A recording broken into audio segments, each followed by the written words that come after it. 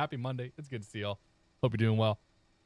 Yeah, I know what the Falcon 50 was. I got the FA50 part. I just don't know what FSW means. Like, it's not Flight Sim World, I assume, because I think they shut that down. I do have a Flight Sim World hat up there in that closet, and that's coming to Flight Sim Expo with me, too. Flyboy F117, good to see you. Savo70, welcome aboard. Watched your X-Plane 11 setup video. Good stuff. Helps me. Glad to help you, man. I'm glad I could be of assistance, Mr. Savo or Mrs. Savo. I don't know your name. I don't know your. I won't assume your gender. Hope you're doing well. Bill Farrelly, good to see you, buddy. How you doing, man?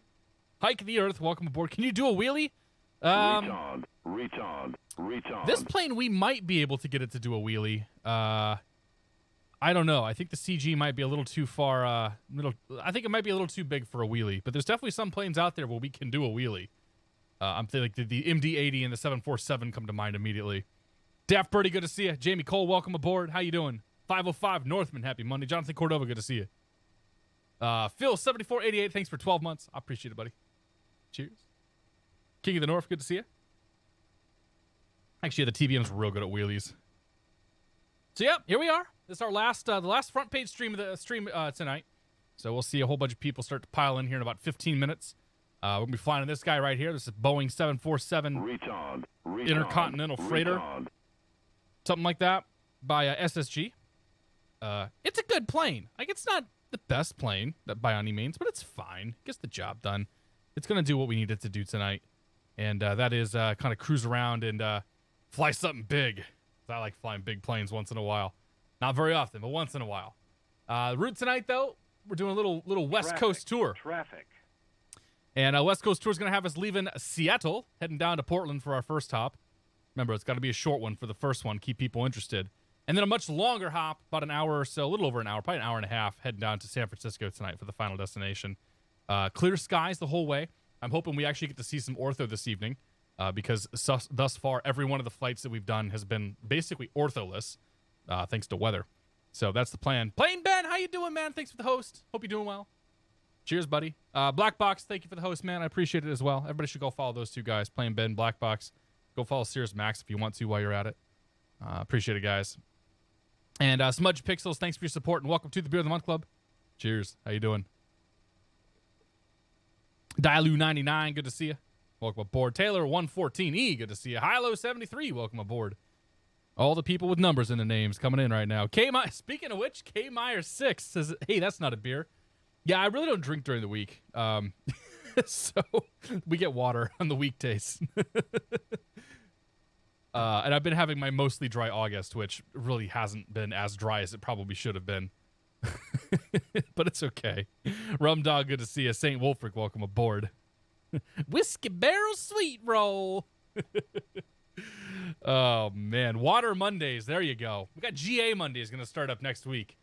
Once we're done with the old front page stuff here. But, yeah, this is the Boeing 747 Intercontinental Freighter I something or other by SSG, and I'm looking forward to flying it, actually. It's got 4 engines. I don't remember a damn thing about it. So it should be fun. But we'll get it fired up here because we want to get this thing ready to go and out of here. So we're going to do our usual thing. We're going to start left to right. Okay, start the APU up, bring the utility buses on, take these over to nav, take these over to nav, take these over to, oops, nav. Utility buses, battery, external power, we're not going to worry about when the APU gen, when it comes online. Open all these up, make them on or auto. I don't know if this is the exact right way that you do things, but that's how we're doing it today. Everything should have a green light on it, or a white light.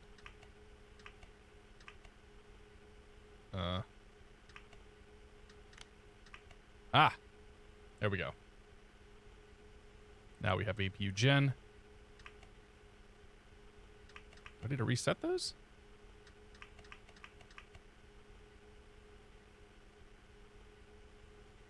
What's the power doing? Is the power window on here? No. Give me back. No, I want that to be my engine display. Come on. Come on, game. What are you doing to me? Not the ECS. Nav. Yeah. And then center. Change that to my electrical. Okay, yeah, we have power. Good. AP power coming in. All right, let's back to the overhead panel here. So those are good on that side. Open cross bleed valves. Sure, why not? Turn you on. Turn you on. Turn you on. Turn you on. Even though we won't need those.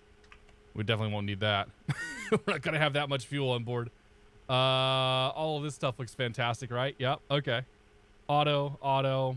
Wing anti-ice can go to auto. Window heat can come on. Wipers are off. We need some panel. We need some lights up here, though, don't we? Yeah. There we go. And then, all right. Runway turn off lights, taxi lights. This is as much for me to remember where everything is at as anything else. So yaw dampers can come on. And then over here, we got temperature control stuff. Auto. That's all fine. Open both those isolation valves, turning APU bleed on. And then crank on the packs. That'll get us some air moving in here. And then we'll turn beacon. We'll leave the beacon off.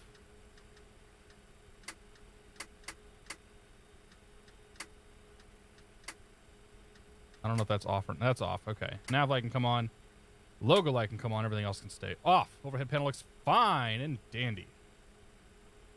Radio stacks, FMS. That's good. Okay. I think I got this down. I think I know what I'm doing here. We'll turn this guy over here. We'll get people and fuel loaded.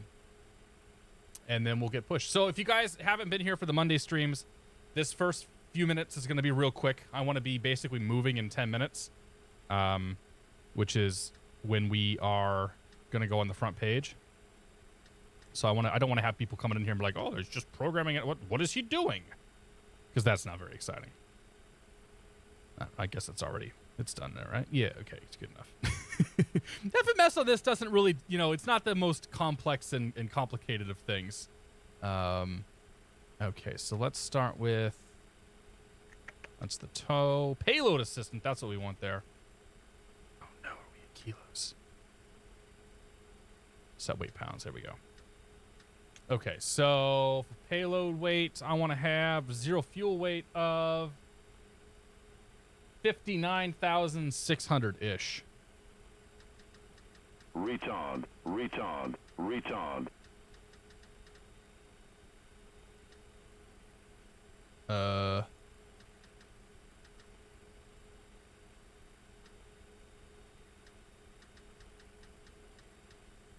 Interesting.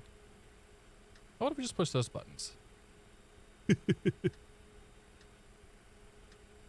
What does that get us? Wait.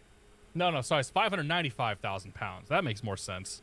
Like 59,000 pounds is not a lot.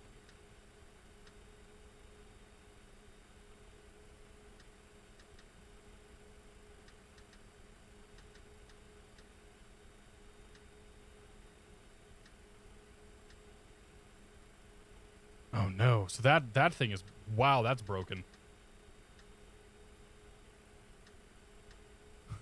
It was overloading the airplane. That would have been bad. All right, we'll just leave it at this right now. 50% load's fine with me. And then for fuel, it's telling me I need to have 56,000, so we'll go 60,000 pounds of fuel. Let's see if this works. Yeah, this one appears to work.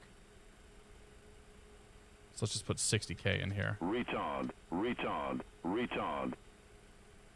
We'll get you guys here in a little bit. Manual fuel. Load. Okay, so that's coming in. That's fine. I don't care about the clock. Those are all fine. Go ahead and hide the yokes because they do yoke thing. Actually, they're not. These aren't really too bad in the way, are they? No, those are fine. I can deal with those. All right, so let's call clearance. Get our clearance, and then we will load up the plane or get the thing. Yeah, get the thing programmed up. So 28-0 for clearance. Let's see here, you. Oh man, what is my active mic? Probably have to set that. And then 12800. Right there.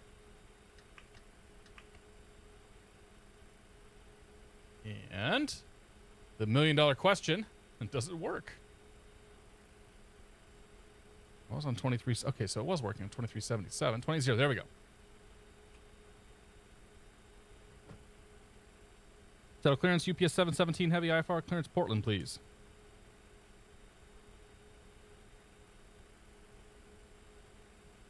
UPS 717 heavy Seattle clearance. Good afternoon. Clear to the Portland Airport. Seattle 7 departure. Spec radar vectors Buzo, then as filed. Climb and maintain 9,000. Departure frequency 120.4, squawk 3516. Cleared Portland, Seattle 7, radar vectors Buzo, as filed. 9,000 departure, 120.4, squawk 3516, UPS 717 Heavy. UPS 717 Heavy, readback is correct, departing north this afternoon. North, okay, 717, thanks. Interesting. You don't go north very often. Okay, so we'll turn him off, come down here.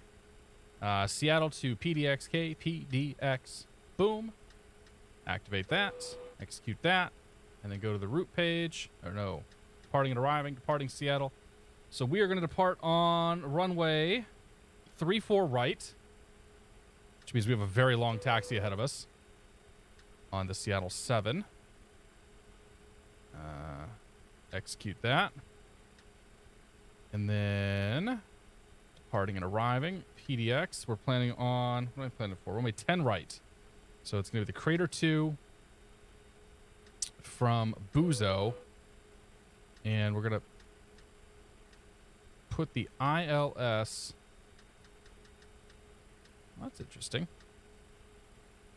Okay. Is there an ILS? Oh, there is no ILS. Is there an ILS? There has to be an ILS for 10, right?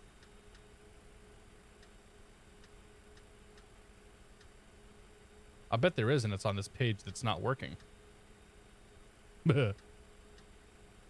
Sorry, we'll probably get vectors for visual anyway. No, the 10's not the right runway, is it? Yeah, it is. It's not letting me program the ILS 10 right, but whatever. We can program it manually if we have to, or we can just fly it manually. No big deal. Okay, so that's done. Go to legs page. After Seattle, then direct Buzo. Oh, boy.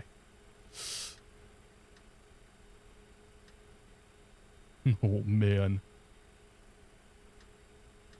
Okay, there we go. Execute that. That works now. Oh. It's been a while since I flew in this airplane. All right, let's go. Let's see. Next thing we need to do is go to init ref. Load. Oh, no. Do I have to... Can I load all the numbers in? Okay, there we go. Reserves today. Taking a big risk, by the way, by flying this plane. Just throwing that out there. 2 on the reserves. Okay, fine. How about just 22? Cost index is going to be 109. Yeah, now we're talking. And we are going up to...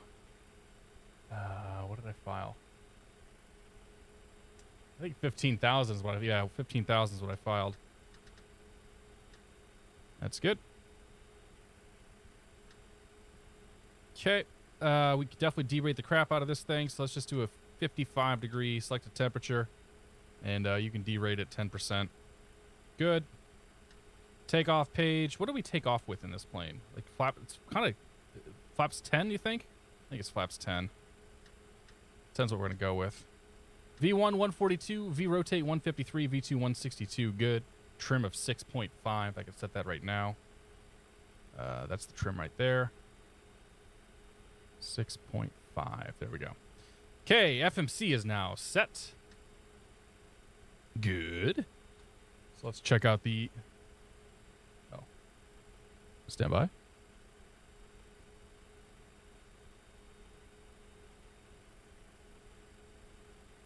There we go. Let's check out the chart here for the departure. So the Seattle 7 departure from runway 35 says depart heading 345. And...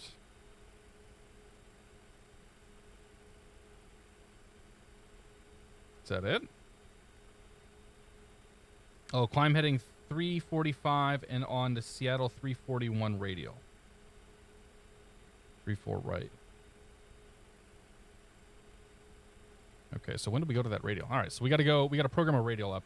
I need Seattle VOR 116.8. It's going to be up here. So we go to navrad 116.8.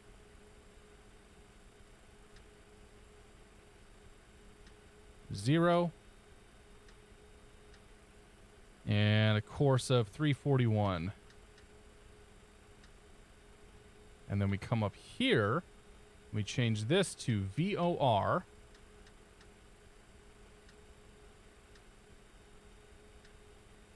Okay, VOR. That gives us a VOR there. And we are set there. And the initial departure is 345. So we'll come up here. All right. Heading 345. Where's the click spot? 345. I don't know how we're supposed to intercept that radial. That seems odd.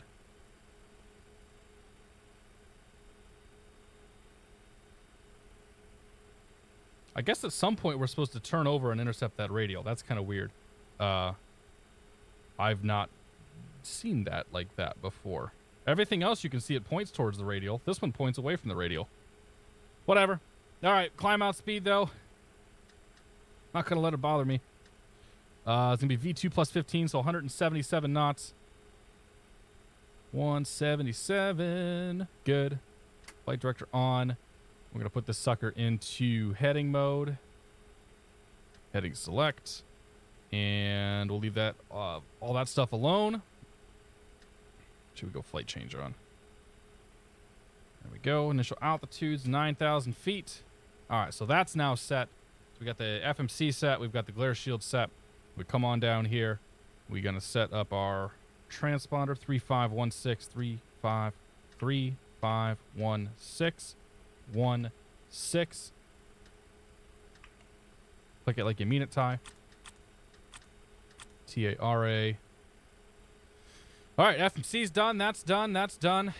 People gas are all loaded on here. Let's verify the fuel quantities. Over here, click on that button. Down here, we've got 10, 16, 17. Yeah, total fuel 60.4, so we're good there.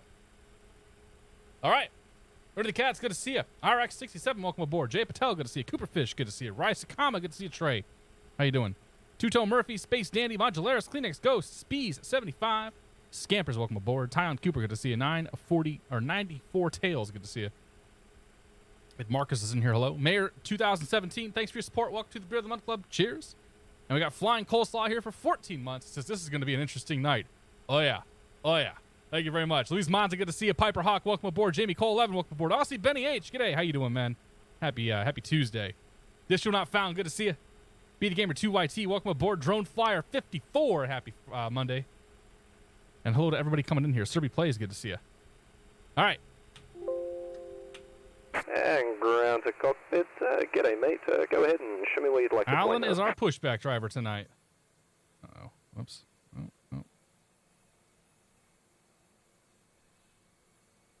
Stick me right here.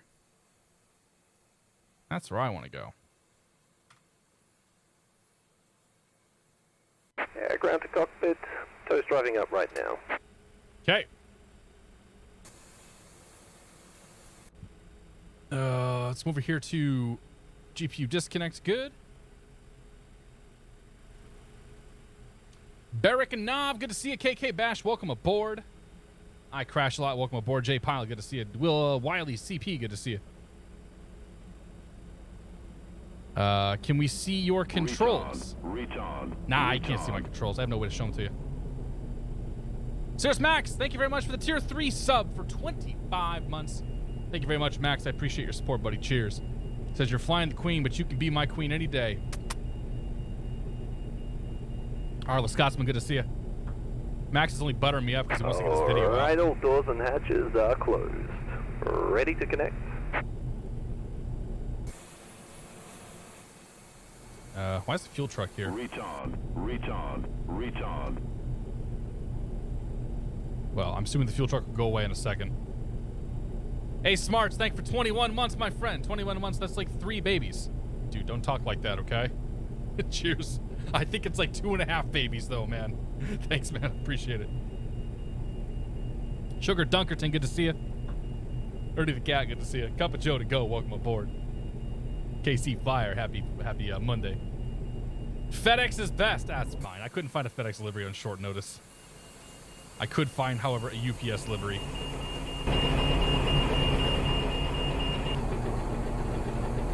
So connected and bypass pin inserted. Release the parking brake when you're ready.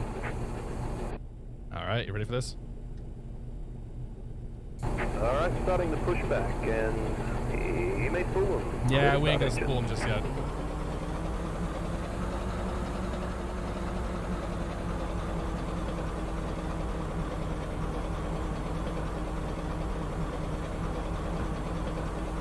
Oh yeah. Oops, that's not gonna work.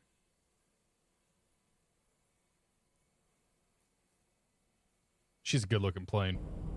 All right, so overhead panel now. Let's go beacon on both. And that's good there. I want to bring the packs. I think we can run one pack, right? We can run like pack 3. And then, okay, so those have to come out for the fuel controls. These have to come out for the igniters. And if I recall, we launch one side at a time. So engine 3 and 4 starting. That doesn't seem to have done anything.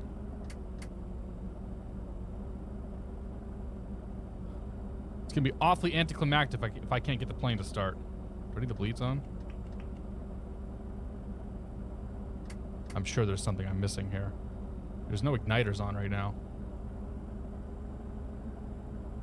Oh, that's the EGT down there. Wait, hang on. I want this on the ECS.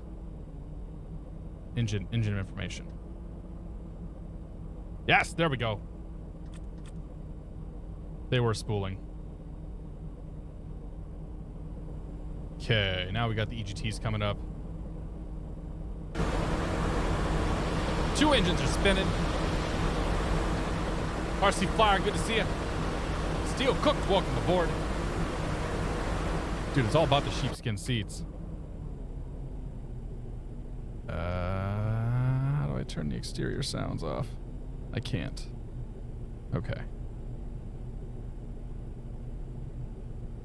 It's 2 good engines. Let's make it 4. Alright, mate. Operation complete. Go ahead and set the parking brake.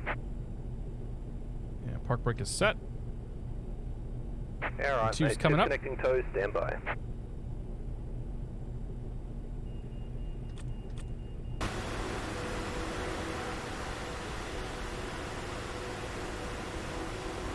Yeah. It's a good enough model for us tonight. Robski, good to see you. What am I playing? We're playing X-Plane 11. Padawan, good to see you. Zenny DMT, welcome aboard. Is Flight Sim X a good flight sim to learn from? You can start with it, yeah. It's certainly fine. Okay, so that's 2 good engines now.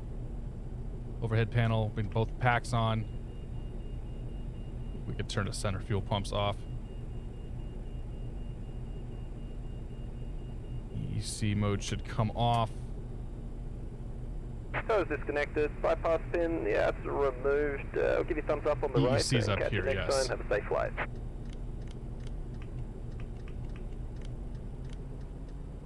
I knew there was something I was forgetting. Okay, there we go. We're gonna go flaps 10. Yeah, that's 5. That's 10. Bring those suckers down. A right rudder. A left rudder. A left aileron. Right aileron. Full back. And full forward. Okay. Now we get a nice long taxi here. So let's call it ground. Seattle ground is going to... Oh, I need to put my disclaimer up. Hang on. Boop. The voices you're hearing are real people. I promise you, they're not just the voices in your head today. Okay, ground is going to be 0.7. 70. And tower on the right side here is 19.9er.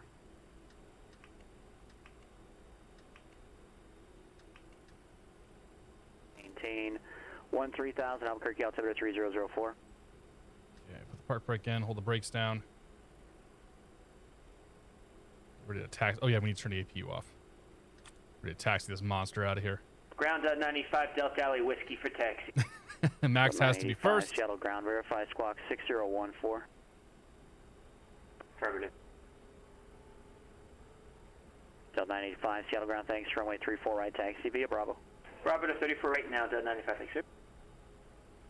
Seattle ground, UPS 717 heavy, north cargo with the weather for taxi. 4922 Tango and proceed direct to Coral VOR, resume on navigation, climb, maintain flight level 200. 3608, 10 miles, few clouds, 10, broken 25, altimeter 3024. 3024. UPS 717 heavy, Seattle ground, afternoon runway 34 right, taxi via Alpha, Bravo. 34 right via Alpha Bravo, UPS 717 heavy. Okay, so this is Alpha right here in front of us. Take a left on Alpha, and then we'll head it down, and then we'll cut over to Bravo. Number 659er Tango, Oakland, go ahead. Seems our taxi lines are all screwed up here. Fakakted, as Max would say. And I know exactly why that is, because I reinstalled X-Plane, and the global airports got stuck. So I can't tell you what is most current. The global airports got stuck above the scenery airports. Which means all right, you got a bad altitude in there. Hang on a second. all the airports are gonna look bad tonight.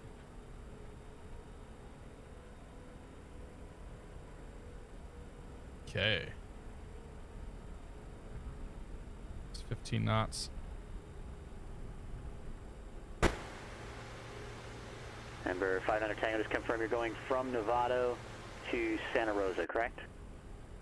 It's gonna feel like we're going real fast or real slow. Rest assured, though, we're gonna get a southwest taxi going. You straight round up to the nearest 1,000. November Pop, it's good to see you. This short of a flight, generally. Yeah, I got double scenery for Seattle. I'm guessing I'm gonna have double scenery for everything tonight. Because I think when I installed X-Plane, it moved the global scenery or global airports to the top of the list again. 0.5. Which flight road are we taking? We are on the first flight tonight, flying Seattle down to Portland. Papawaga, good to see you.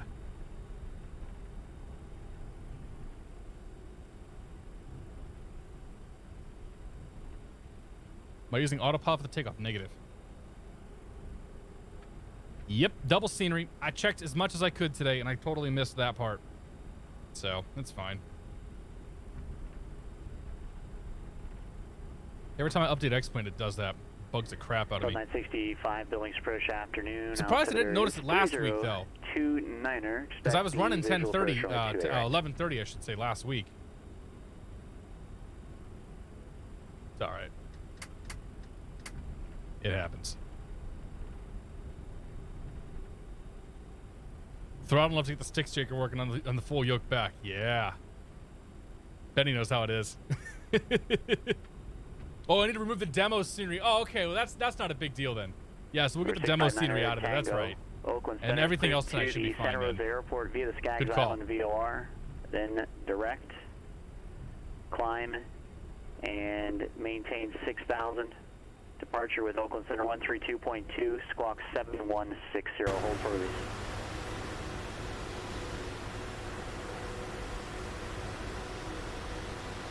Oh yeah, there's Max at the end.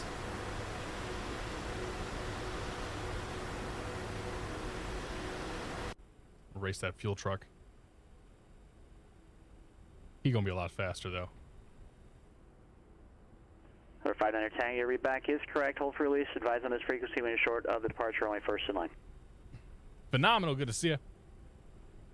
You added the voices you hear real people after the last homepage stream. Had somebody ask them yes. 2318 Zulu, time now 2312. We're going to try to preemptively answer like the top two most asked questions from these streams. DJ Brett Adam, good to see you. Client side 2, welcome aboard. Toasted Donut, happy Monday. Grow Adler, how you doing? Am I a pilot in real life? I am. I have a private pilot's license. I do not fly commercially, but I do fly for fun. I flew for breakfast on this over the weekend.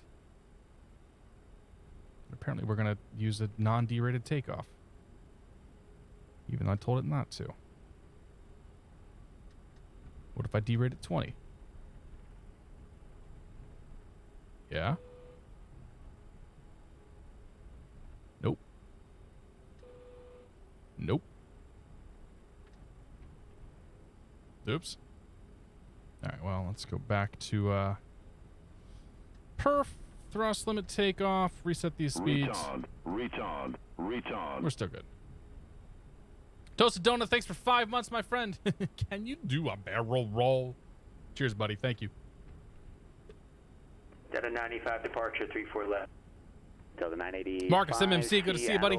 Tower, wind Marcus MMC here in chat is our wonderful ATC controller. Take off 34 right. Our wonderful controller here for the next bit. How long you around tonight, Marcus? What are we carrying today? Same thing we carry every time we fly UPS. We got our rubber dog poo going to Hong Kong eventually. We're taking it down to San Francisco, and then somebody else is taking it to Hong Kong. Somebody named Maverick or something. See? Oh man, he got off quick. That's what she said.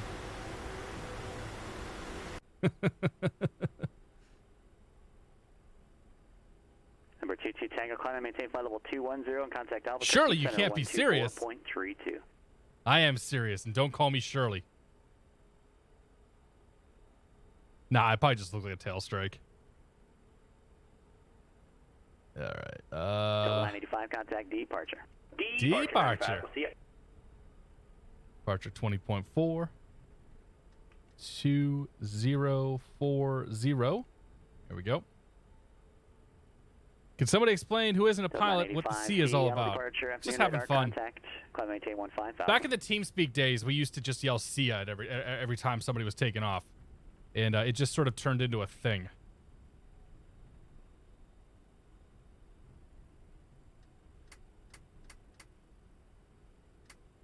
Seattle Tower, UPS 717 Heavy, short 34 right.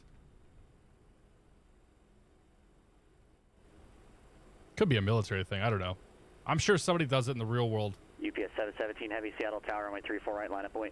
Line up away 34 right, UPS 717 Heavy. DBM 4922 Tango Albuquerque Center, roger.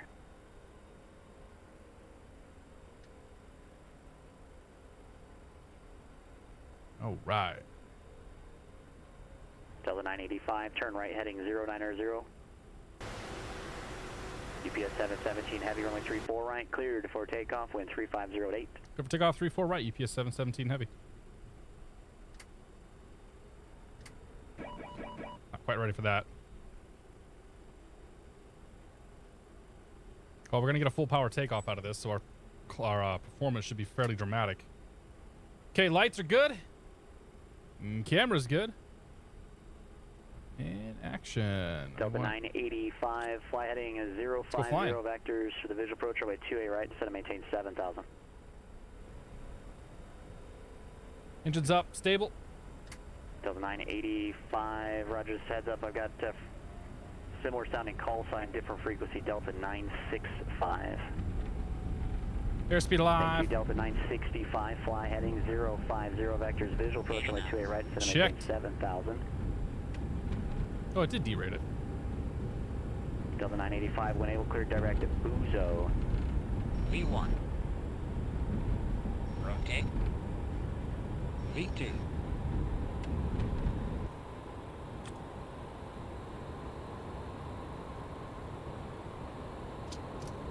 Gear up. Number 659er Tango, Glen Center, ident.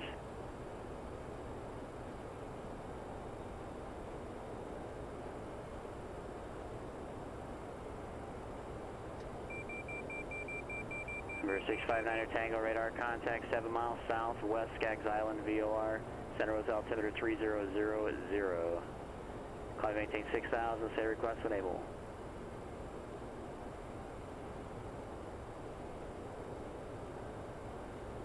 UPS 717 Heavy, contact departure. Departure 717. We'll see it.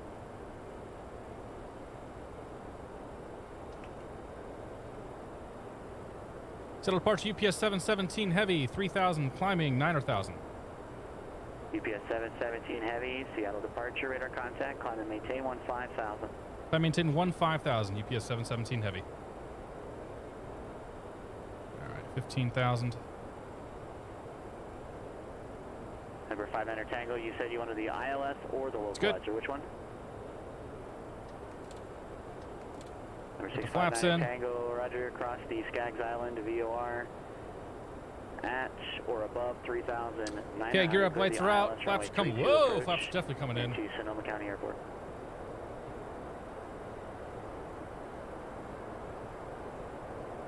Okay, we'll go autopilot on now. Delta 965, turn left heading 360. And we can just turn off lights, taxi lights off.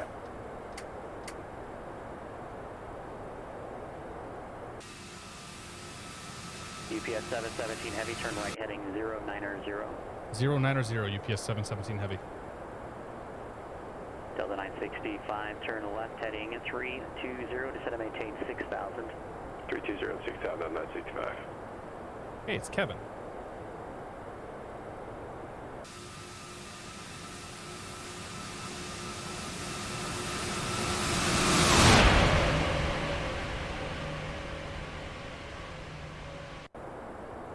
I love it. Squid Kick, you can see it. J-Ray, welcome aboard. Elster ZA, welcome aboard. Ever flown into Catalina? Yeah, I've done it a few times. Do you get a little scared during every takeoff IRL? Nah, man. You get over it at some point. It took some time, but eventually get over it. It's a good question, though. 965, the airport, 11 o'clock, 11 miles. Report when you have it.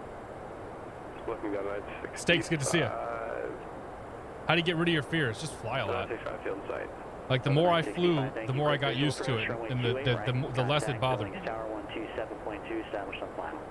Visual to it right, tower final on 965. Yeah, just more and more reps of it, and I just got used to it. It's 10,000. Bring our lights off. UPS 717 heavy, turn right heading 170 and Elm Creek direct Buzo, resume on navigation. 170 direct Buzo, resume on navs, UPS 717 heavy. It's gonna be a very, very short flight here for the first one. 170. So we'll get ourselves turned. We'll come down here. We'll go to the legs page. Yep, grab Buzo, direct, execute. And then we'll go to LNAV. What's it doing? King Air 540 Mike Alpha, Portland clearance on request, stand by.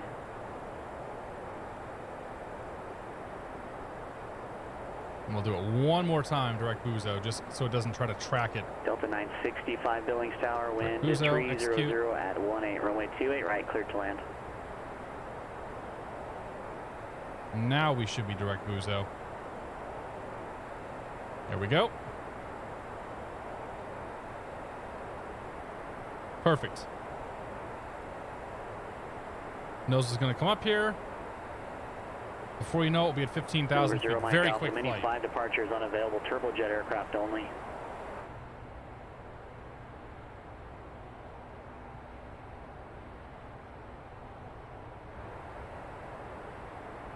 Yeah, looking out the window of a cargo plane, right? Makes sense.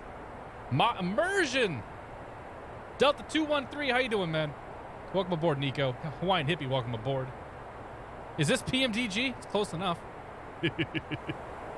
Scuba Steve, what do you fly in real life? A Cessna 172, Cessna 182, and a Piper Warrior. I went flying in a 182 over the weekend. Actually, 182 and a 172. 10 degrees left. 10 left, 414 Foxtrot Tango. Okay, there's 15,000. Power's going to come back now. Speed's going to come up a little bit here. Get us to our cruise speed. Number 454 Foxtrot Tango, turn left heading at 280. We are good.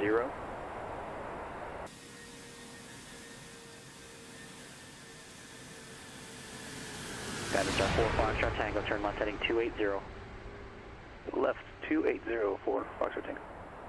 Number 4 Foxtrot Tango is 8 miles from Fabub. Turn left heading This is 280, descend and maintain. We'll be down there in 6,000 17 minutes. On the localized across the islands, runway 25 approach. There's a warrior that descended the Cherokee. Actually, it is. 280 to 6,000. Hawk mid the Mac, good to see you. 4 Foxtrot Tango. Technically, they call warriors Cherokees too, or still, I should say. Red Beard, good to see you. You're new here. How's it going? Yeah, you know, we're just flying around, just checking out the sights here. Nice, quick little first flight, and then we're gonna do the real flight second. Get ourselves up in the air and enjoy this big, lovely bird here. But we're on our way down to Portland Airport in Oregon. Ty Mogwai, good to see you. I don't know much about planes, but what's the biggest plane that you've flown? Nothing big. Like the biggest plane I've had the controls of is either Max's Vision Jet or a Diamond DA-42. as far as what I've actually landed and, you know, flown myself, a Cessna 182. Nothing super impressive, trust me. Grony Groovy, good to see you. Can you say what you use for weather cloud depiction, please? Default clouds and FS Global Real Weather. Delta 985, Seattle Center. +1 here, good to see you. Altimeter 3017, descend. Do you prefer high wing or low wing aircraft? Arrival. I actually prefer low wing aircraft. I think they're more fun. They're more interesting in my opinion. But I mean, I don't really have a preference either way. Like I spend a lot of time in a high wing plane just because they're more comfortable for passengers. But yeah, I mean the Piper Warrior, the Piper Archer, and whatnot would be my preferred planes. Of the planes that I'm going to be able to fly realistically.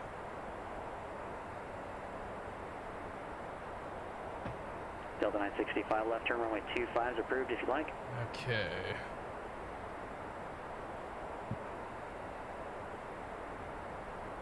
What do we got here for this arrival? Buzo. 965 left turn runway 25 and exit. So Buzo, the Juliet. arrival coming in at Buzo up here. And monitor ground. We've got restriction of 11,000 at Helens, 10 to 13 at Crater, 9 to 7 at Hiker. And then we're going to expect probably 10 right, so we're going to be 5,210 knots at Voodoo. Easy enough.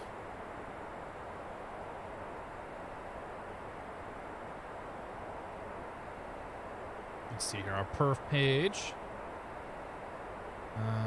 Actually, we'll do this. We're going to land flaps 30, so 150 knots for the approach speed. And then 29 miles till top of descent. And does it have the restrictions? It does. Yes, it does. At least it should. Foxtrot Tango, no traffic observed between you and the Pendleton Airport at this time. Report cancellation of IFR. Right, we'll go the window for a little bit. On the ground within 5 minutes of landing or missed approach on this frequency. Radar services are Cedoplex, good to see you. How you doing? Hope you can enjoy. Hit to pull that yoke back when landing the 182. Yeah, dude. Definitely. 4 Foxtrot Tango. 206 would be fun, man. I can't wait. I'd love to fly one of those. Young Riles, good to see you, man. Happy Monday. It has been a while. Hope you're doing well. In order to learn different planes or just for fun? I fly for work or virtually in your free time. I fly recreationally. I fly for fun. I basically fly places. I spend money and go get breakfast in exotic places around New England. And then my actual day job is making YouTube videos for a company. Really nothing terribly exciting, I'll be honest. But yeah, I spend a lot of time flying here in the sim. I fly in the sim for proficiency, and just for general enjoyment. Like I love flying my simulator. And like to do this, like hanging out here on Twitch and meeting people and just talking, you know, talking. 717 heavy contact Seattle Center 126.6. 26.6 UPS 717.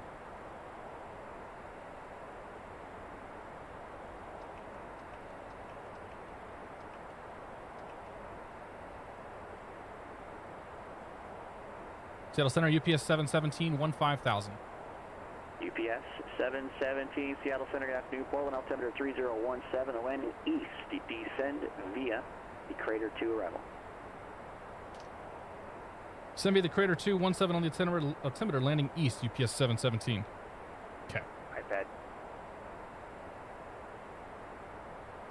I mean, we were talking about the arrival, so, you know, sort of legit. We're gonna get those emotes going. So yeah, no, I fly in the sim for proficiency, having a good time meeting people here on Twitch, just kind of shooting the breeze, and you know, just kind of rocking it. Like the amount of time I spend in the sim directly helps me, even if I'm flying a big, you know, unruly plane like this, helps me with my real world flying. It keeps me sharper, keeps me more proficient. Like in general, it just makes me a better pilot. So this goes down to 5,000 feet because we're doing things like I'm briefing an arrival. You know, I'm briefing like how do I get into this airport? We could brief an approach if it comes down to it, though I suspect we're going to get a visual approach in here. So we'll do 5,000 feet. We'll push that in. And we'll go ahead and start a nice, easy descent right here. It should do 1,000 feet per minute. Ish. Close enough. And then make our way down there. Any controllers on this panel that you are not familiar with? Probably. I don't know. I'm pretty okay with this panel. Most of the stuff I kind of at least have a good idea of what it's doing. Like if we come up here to like some of these top panels and whatnot, I don't really know what any of these guys do. These would all be sort of maintenance related stuff typically. None of them are clickable in this plane, so none of them actually do anything. But yeah, most of the stuff that we're looking at here, I've got a fairly solid understanding of what it does. This plane looks a lot more complex than it really is though, only because it has 4 of everything. So like when we think about the overhead panel, we have 4 generators that have to come on here. So it's 4 hydraulic pumps. So it's four sets of everything, right?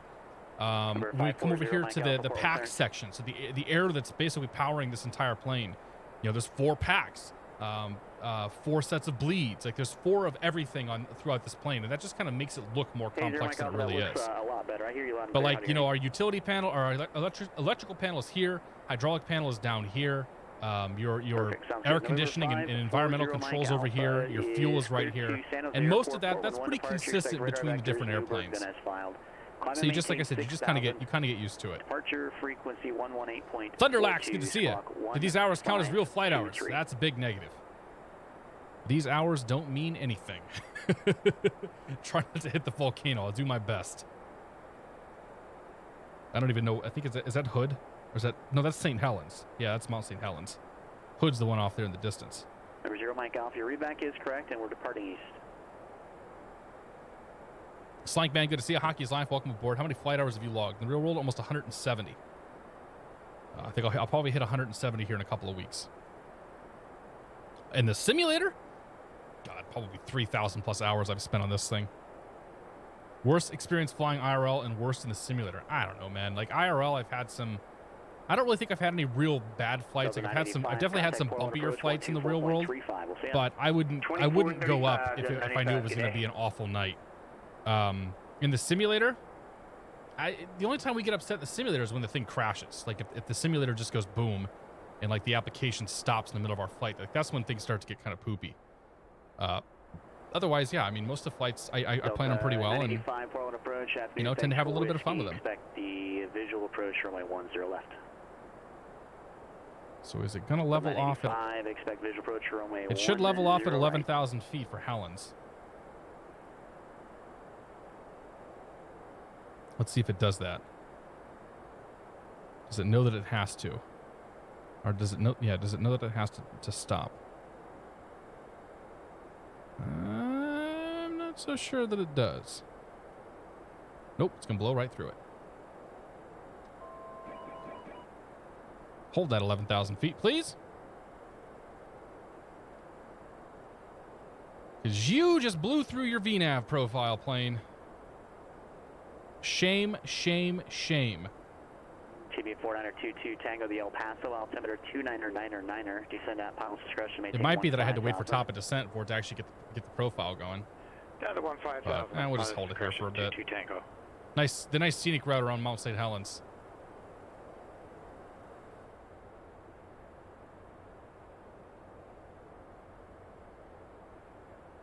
How does the ATC pilot interaction work here? Is it just pre-recorded playback of ATC? I'm an IFR controller in training as well. Nice, N5 Gunner. Good to see you, buddy. It's a real person. As it says right there, Marcus is currently our controller. We're flying on a network called PilotEdge, and Marcus is an employee of PilotEdge, and Marcus is our lovely controller. He is controlling every sector right now, so we're going to hear his voice all the way down to Portland ground. But yeah, we got a real person controlling us, and yeah, and there's other real pilots that are flying on here as well. So if I pull up, I have a map here I can pull up. I'll show you some tracks. It's kind of a quiet night on the network, but all of these... UPS 717, contact Portland approach 124.35. Good day. 2435, UPS 717. We'll see it. Oh, we got scenery loading in. There we go. 2435. So we're flying real frequencies. We're flying, like, PilotEdge has the real sectors mapped out as best as they can. Pretty much everything that you're getting here is as realistic as you can get without, you know, actually being in the airplane. Portland approach UPS 717, 11,000 descending crater 2. We got to Portland weather. UPS 717 heavy Portland approach afternoon. Altimeter 3017. Expect visual approach runway 10 right. Okay, we'll expect that UPS 717 heavy. 3017. So we can punch in the right one here. Young Riles, welcome to the Beer of the Month Club, and thank you for your support. Cheers to you, my friend. I appreciate it. Yes, we're drinking water tonight. Thank you very much. Interesting. Wasn't sure if it meant real people as in pre-recorded, but truly live. Oh, it's totally live. Yeah. Yeah, and you get all the little curveballs thrown your way too that you would expect in the real world, which makes it really, really interesting. We're just gonna. So this thing is not descending very well.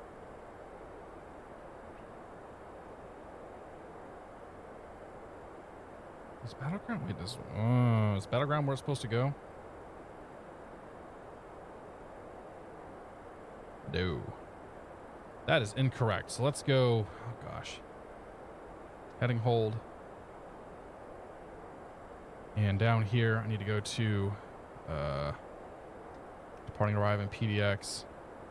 Now I've got the ILS on here. ILS 10 right. Oh, what are we on? Crater 2, Buzo. Execute.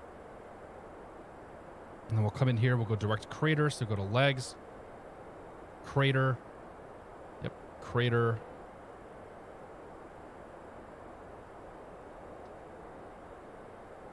Okay, that's good. Execute that. Okay, now we're back on track. So I go back to LNAV mode. So we had the wrong transition plugged in initially. I want to make sure it's taking me over to Voodoo and Donut and getting me set up towards 10 right. And that's just because I didn't program it all the way when we came in. 985 contact, Portland approach. Fixed it though. We're good to go. 26.9er. We'll see you. 26.9. Have a great day. Go ahead and start our way down again. VNAV is not going to do its thing, so we'll keep an eye on it. We'll put a hold in here once we get to like 7,000 or 8,000 feet. Cayenne 2156, good to see you. Patty Zurich, welcome aboard. See you next time. Thanks a lot. 95 is in the descent out of well, good to see you. Biomes, good to see you. Landing east with whiskey. 985, Portland approach, thanks. Tim Ruda, good to see you. Neil J, good to see you. You ever get 7,700 declared of a PilotEdge? Once in a while, yeah. I'm pretty sure I've squawked 7,700 before.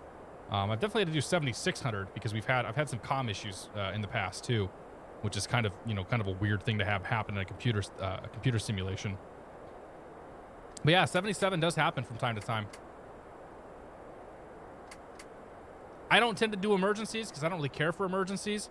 But there was a time several years ago when PilotEdge was testing the ability to be able to push emergencies out to planes. And when they were testing that, I was one of the people that they would occasionally use, fail an engine or fail a hydraulic pump or set an engine on fire or something like that. And kind of throw us a little curveball there, but you don't really see that too much anymore. I think the controllers were sort of told to put a kibosh on that. Number 659er Tango. How much is this simulator? So software-wise, you're looking at $60 for X-Plane, and I think like $60 for the 747. Then like the hardware and whatnot. Like all said and done, you're looking at probably $2,000 worth of hardware and heavy software. Portland approach 126.9er. See ya. 26.9er 717 heavy. We'll see it. Recon.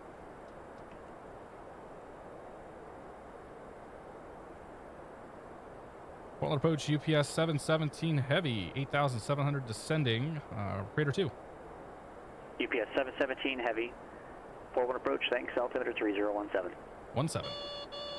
Number 65. Oxbox, thank you very much for 500 bits, man. I appreciate it. Northwest, Santa Rosa, cheers, man. Front page lunchtime. Cheers. Hope all's going well. It's going very well, dude. Hope you're doing well. Luis Monza's here for 21 months. It's nice to be here. Congrats on the new baby and the IFR license, too. Cheers. Cheers, Luis. Thank you very much for your support. And Space Dandy, thanks for the 100 bits. VNAV will not work on the... Found the 1130 bug. VNAV will not work on the 748. Hey, if that's the worst thing that happens tonight, that's fine. I think part of the issue is that it's got the top of descent. Like, we didn't actually cross the top of descent when I started down. And I think it got pissed with me at that. So maybe at San Francisco, we'll kind of play around with that. So I know it's worked in the past. Tango, reback correct. Number 540 Mike Alpha, Portland Tower, runway 10 left at Echo. ACRH2, I did not know that. I'm probably going to have to change it now, aren't I? because that's pretty egregious. Patty, sorry, good to see a Slank Man. Welcome aboard. No, the software. So the software you're looking at $120 in software. So the simulator is $60, and then the airplane here is DLC, and that's another $60. So like the software and everything that you're seeing is maybe $120. The additional money comes from like the hardware that I'm running. So my PC is pretty powerful. My joystick, my rudder pedals, kind of all that stuff. But as far as the software goes, yeah, I mean, you're only in for, you can get the sim for $60 and be totally fine. Like if you're just starting off, that's kind of the way to go. I spent about $300 on the game, few payware, few extra hardware. Yeah, that's about average, I think. Win the Zebo. Gigmaster, good to see you. Togo, welcome aboard. It amazes me how people find Sims entertaining. Hey man, it's not for everybody. I love just the kind of chill nature of coming up here, just banging around. Maybe 210 knots, and it's not going to do that, is it? So let's do 210 knots.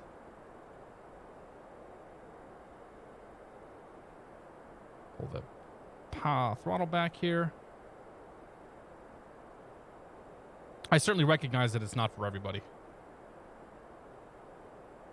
Just like, I can't, I personally have to admit defeat with Train Simulator. I can't do Train Simulator. I find that to be too boring. But I know some guys that absolutely love it. Like some guys were like, that's their thing.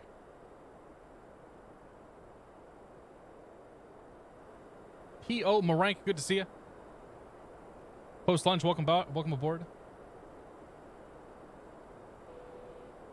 I'm the King Air departing in front of you. All good, man. Did you take off? Oh, you did take off already. You might hear your own voice here in a second. Delta 985, turn left heading 190. All right, 210.95. Delta 985, left turn heading 190. Even better, 190.95. 278 after we UPS cross. 717 heavy, turn right heading 280, descend and maintain 4,000 vectors, visual approach, runway 10 right. 280, 4,000 vectors visual, UPS 717 heavy. All right, 4,000. There we go. Nope, I want the speed. So if I'm going to keep the speed, then I have to go vertical speed. There we go. And then I'm going to punch in the ILS, which probably is already punched in. Just to use that as guidance coming in. So the ILS 10 right. Delta 985, turn left heading 120. 120.95. 110.5 and 103. So the ILS has punched in for me already. Good.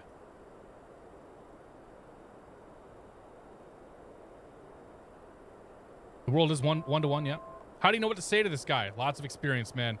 WB Magic, good to see it. So it's a system of challenge and responses.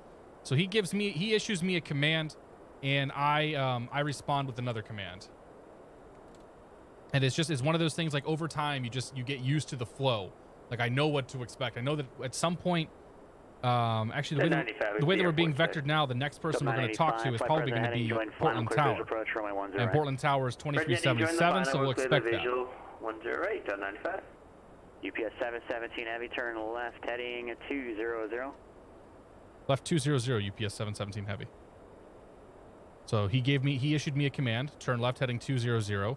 I respond back with that command acknowledging it, and then I make the left turn to 200.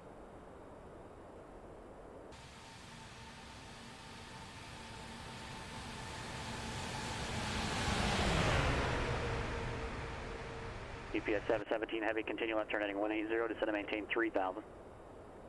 180, 3,000, UPS 717 heavy. Start bringing the speed back. 3,000. Vertical speed down. Delta 985, 170 or greater to a 5-mile final. 170 greater to the 5, Delta 95. Next notch flaps. 0 Mike Alpha, contact departure. Okay, approach speed is going to be... Portland departure, King Air 540 Mike Alpha 6,000. Number 540 145 Mike Alpha, knots. departure, radar contact, turn right heading 210, vectors for Hiskew, climb and maintain 15,000. Retard. 210. Oxbox, thanks for getting the sub to Lost Kiwi. Lost Kiwi. Zero Mike Alpha. Welcome back to the Thrill of the Month Club. Cheers, buddy. Okay, so we're looking for an airport out there. Somewhere there's an airport. There's the airport. We won't call it just yet, though. Retard. UPS 717 Heavy, turn left heading 130. 130 UPS 717 Heavy. Squirrel! Thanks for your support, man. Thanks for 25 months, Mr. Squirrel. All the voices I'm hearing, real people. Yes, they are. Yes, they are. Thank you very much, Paul. Cheers, buddy. Hope you're doing well. Tower 123.77. See ya. Are you on base? Sort of. 2377, 95. Have a good day. Yeah, now we're pushing final here. But he had a Spectrum on the base there. 717 Heavy. Traffic you're following is Boeing 737. About 11 o'clock and 5 miles. Airport is 11 o'clock and 15 miles. Report either in sight. I have both in sight. UPS 717 Heavy. UPS 717 Heavy. Maintain visual separation from the 737. Follow them in. Cleared visual approach runway 10 right. Cleared visual approach 10 right. UPS 717 Heavy. Okay, autopilot off. Leave the auto throttle on for now.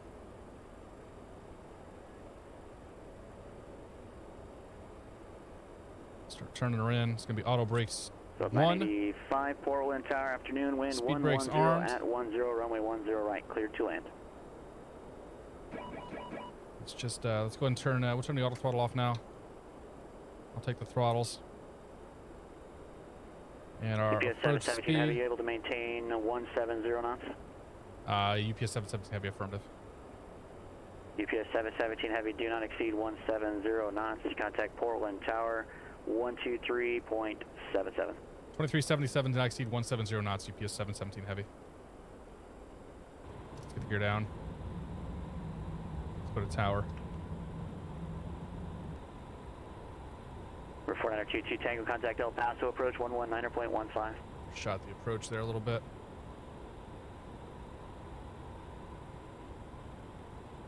Retard. 0 Mike Alpha, 1 able, clear direct Hiskew, resume on navigation. I see the bug's not working.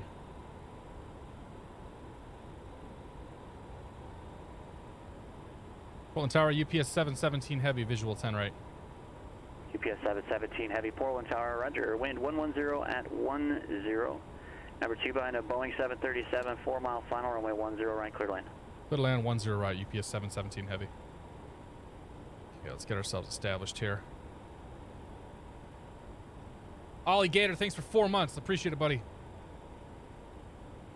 Number 59 Tango, roger, thank you. I'll be back with you in just a minute. Okay, gear down green, flaps down indicated. Speed brake arm, auto brake armed. Set. Number 0 Mike Alpha, contact Seattle Center 121.4. Clearance has been received. We're going to use as much runway as we can. I'd love it to arm me approach mode. TB 4922 Tango, El Paso approach, roger, altimeter 29er, expect a visual approach, runway 26 left. I would love for it to give me an approach mode here, but I don't think it's going to. Roger. I see 3 red, 1 white, it looks like.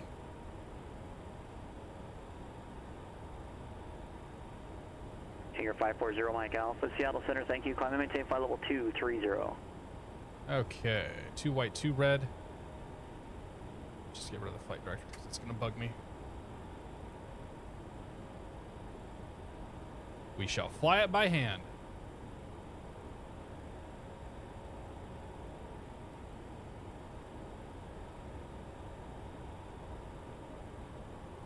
Why am I lined up for the wrong runway? Number 22 Tango, descend and maintain 9,000. No, I never mind. No, oops, sorry. Nope. Scratch that. I got the right runway.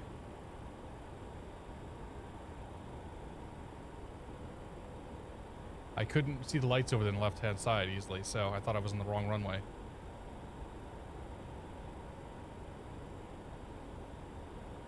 Okay, looking good. 1,000. Checked. Retard. Nico, thanks for 2 months, man. Trying to support the stream with my near 2 months. I think you've done all right, man. You've done more than enough this month. Say parking. We're going to Alaska Alley tonight, 95. That works. Delta 985. You can turn left when you're able. Straight ahead, Tango to the ramp. Monitor ground, .9. Okay. Tango, 0.9, 95. Take it easy. Gear, flaps, good. Retard. Retard. Retard. KK Bash, thanks for your support. Welcome to the Month Club.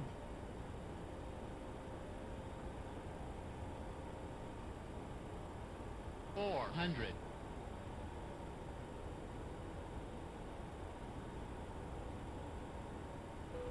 $300.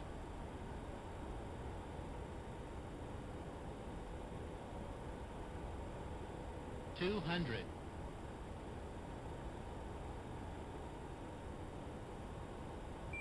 $100. 50. 40. 30. 20. 10.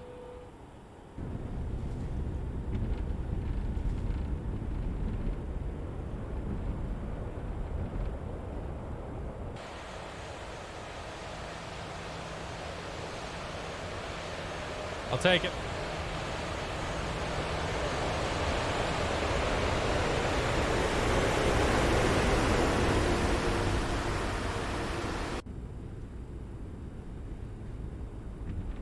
UPS 717 Heavy, park in South Cargo. Affirmative, 717 Heavy. UPS 717 Heavy, when you're able, right turn, Charlie, Foxtrot, Echo to the ramp, monitor ground .9er. Charlie Foxtrot Echo ramp, ground point 9er, 717 Heavy. Okay, 12190. Switch there. Our lights are already on. Yeah, we're not going anywhere. Don't get excited. Get her cleaned up though.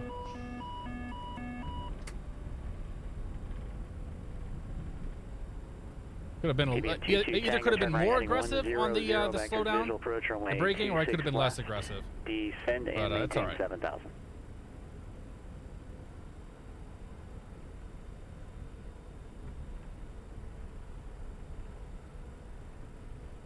Number 659er Tango. I'm ready to take your request whenever you are ready.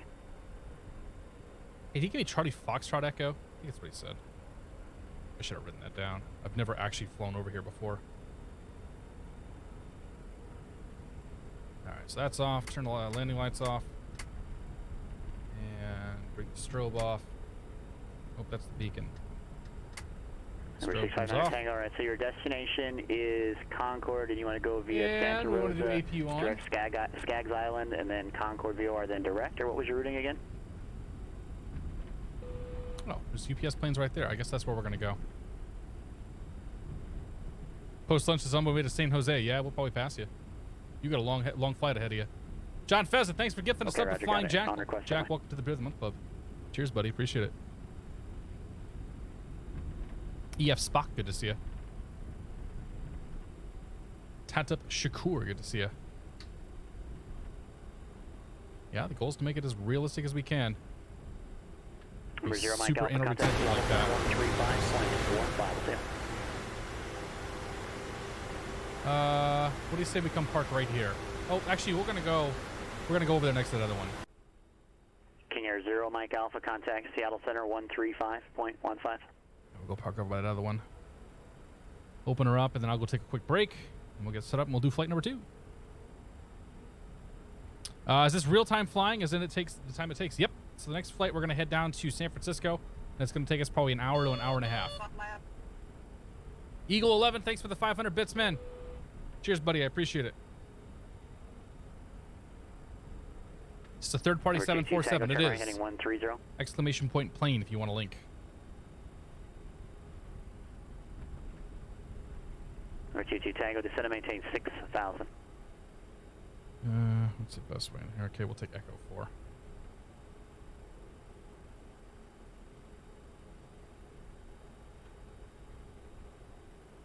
Number 540 Mike Alpha, Seattle Center, thanks. Climb and maintain flight level 280.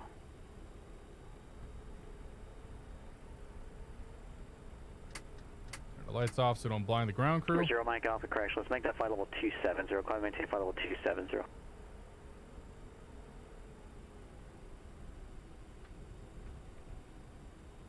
Number 22 Random Tango El floating Paso light. Airport's off your right side now, about Okay. 3 o'clock and 8 miles. Report when you have it in sight. Let's see, let's park. That's going to be too close to Number him. 22 Tango, roger, enter So right it should be base fine. for runway 26 left, clear to visual approach.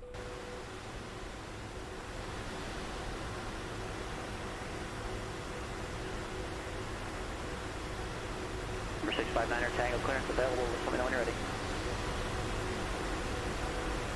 Number 659er Tango clears the Concord Airport via the Skaggs Island VOR. Direct Santa Rosa. Direct Canaan. Correction. Going to be Victor 108 Canaan. Then direct. Maintain 6,000 for now on a low approach shoreline. We overshot. It's fine. He'll be all right. Okay. And APU's on. APU bleed can come on. And then we'll go. Number 659er Tango, your readback is correct. After the Santa Rosa VOR, to set and maintain 5,000. Ladies and gentlemen, welcome to Portland.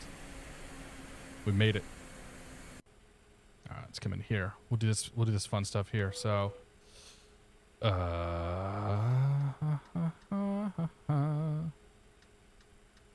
open all the doors.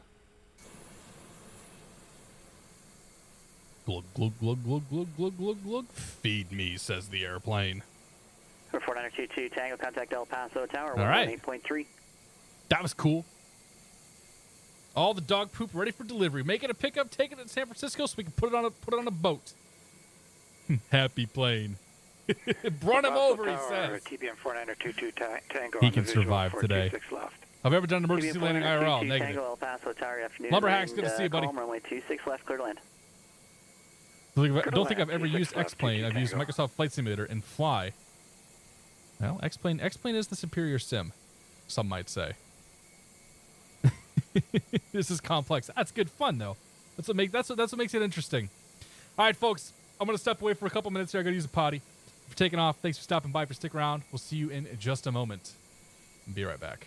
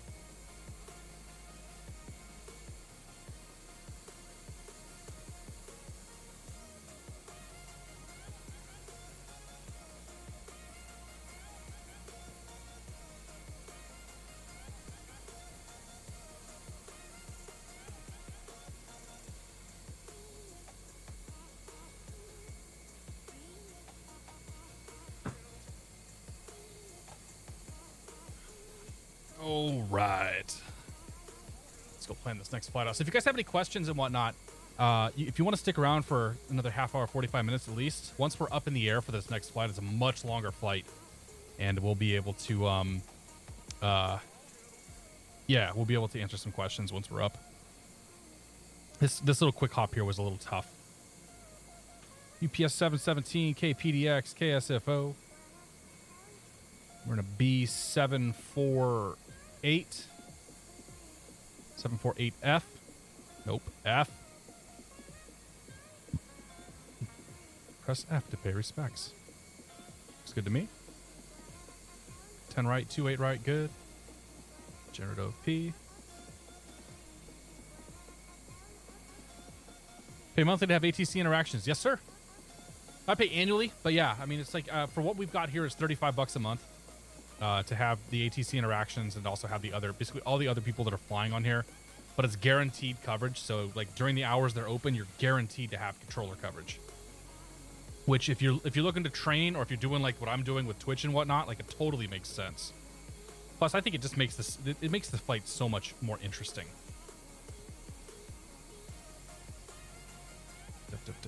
35,000 feet. Ooh, we're going fast. Good. File that.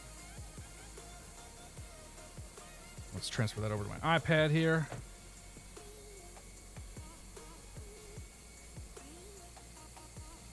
Okie dokie. So we'll come over here first. It's clear. KPDX.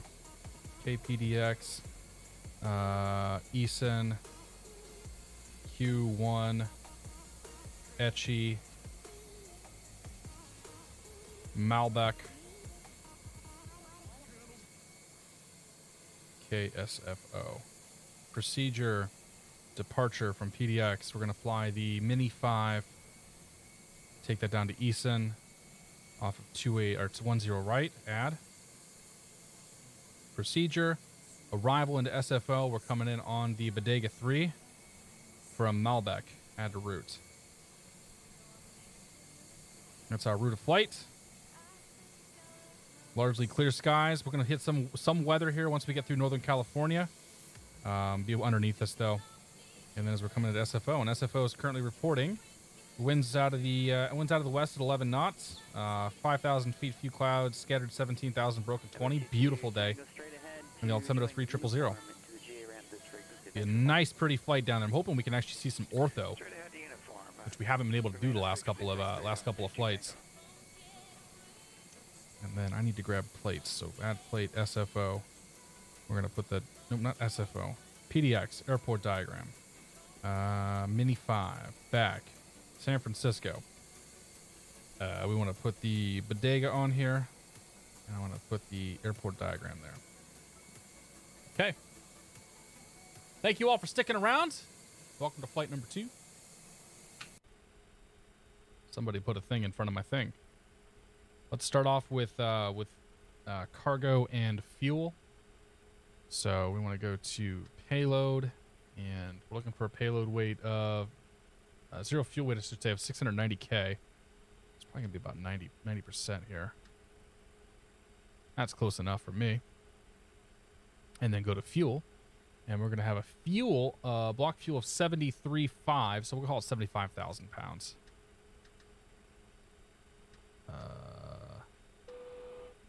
75,000. 750. There we go. Load fuel. So we'll bring that up to 75. While that's loading in, we'll go ahead and call up Portland clearance 25.12. So we are using real frequencies off of the charts. Everything is modeled. So if I want to know who I call for clearance, I go to the airport diagram for Portland Airport. I come over here to all the frequencies, and I find the one that's called clearance delivery. 20.125. 2012. Enter. Berserker Biped, good to see you. T Farce Nim 12. Hello, welcome back. Happy Monday. I'm going to make the time a little bit earlier in the day, too. Maybe a little earlier than that. So I want to actually see. I want to actually be able to see what's going on out there.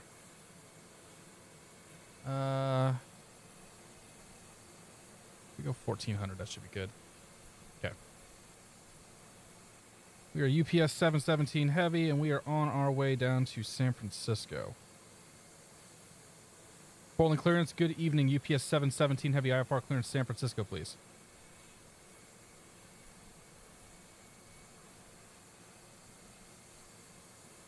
UPS 717 Heavy, Portland clearance. Clear to San Francisco Airport, Mini 5 departure, Easton transition, and then it's filed.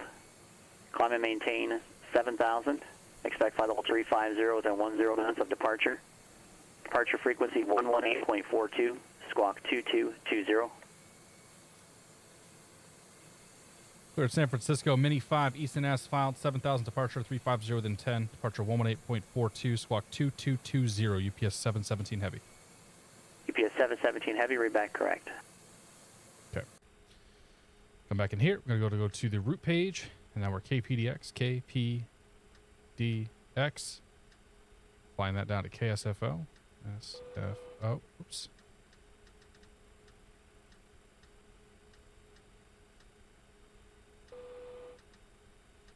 Departing PDX, runway 10 right, Mini 5, Easton, execute. Then we go to the route page, next page. From Easton, we're going to go Q1, Q1. Just pulling this off 4-flight here. And we're taking that down to Etchy. So think of the Q as like a highway. So we're taking highway Q1 down to Etchy. And then from there, we got to go direct to Malbec. LBEC. Oh, good. Well, let me do that. MLBEC. There we go. Then we go back to departing and arriving. Arriving San Francisco. We're going to plan for the ILS. Oops. Departing and arriving. Arriving San Francisco. We're going to plan for the Last aircraft calling second. Bodega 3. Malbec. On the ILS.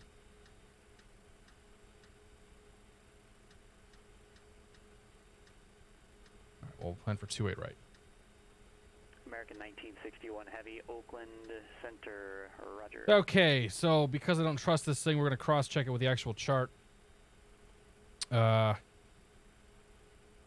it immediately missed the first waypoint. So it missed river. All right, RIVRR. And then COSUG. G. And then we can just delete that first COSUG. Execute that. Put river up there. We're just doing a little hacking of the FMC to get it to do what it needs to do. Okay, river, COSUG, Bile, Mini, and then it should be Eason, and then Ebony, yada yada yada, all the way down to Etchy. And then from there, we're going to be on the Bodega 3, Malbec. Ooh, it doesn't have any of the altitudes either. Goddamn plane.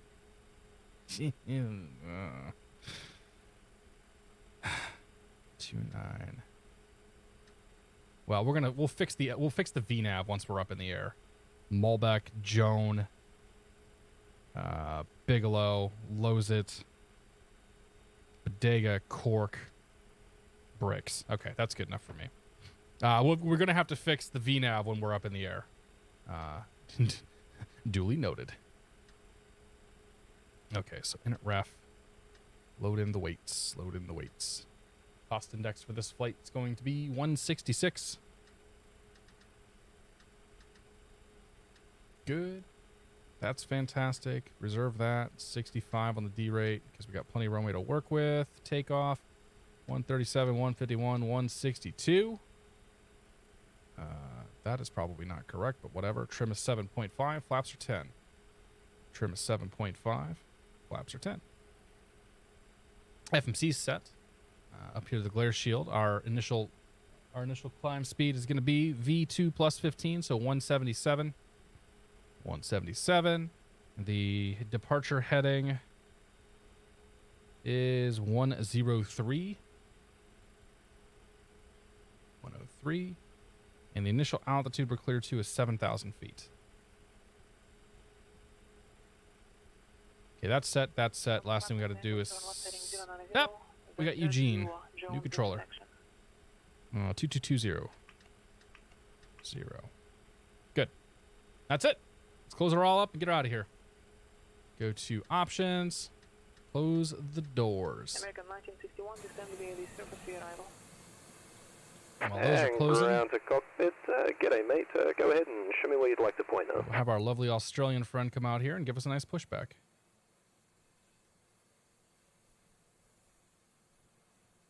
Ground to cockpit. Toast driving up right now. Whew! It's a lot to go through. Louis Gamer, good to see you. This is a paid-to-play game. I mean, you got to buy the software. Philins Colliery, good to see you. There's a reason why these things have two guys up front. Yeah. We're going to use all the knobs, man. Every single one of them.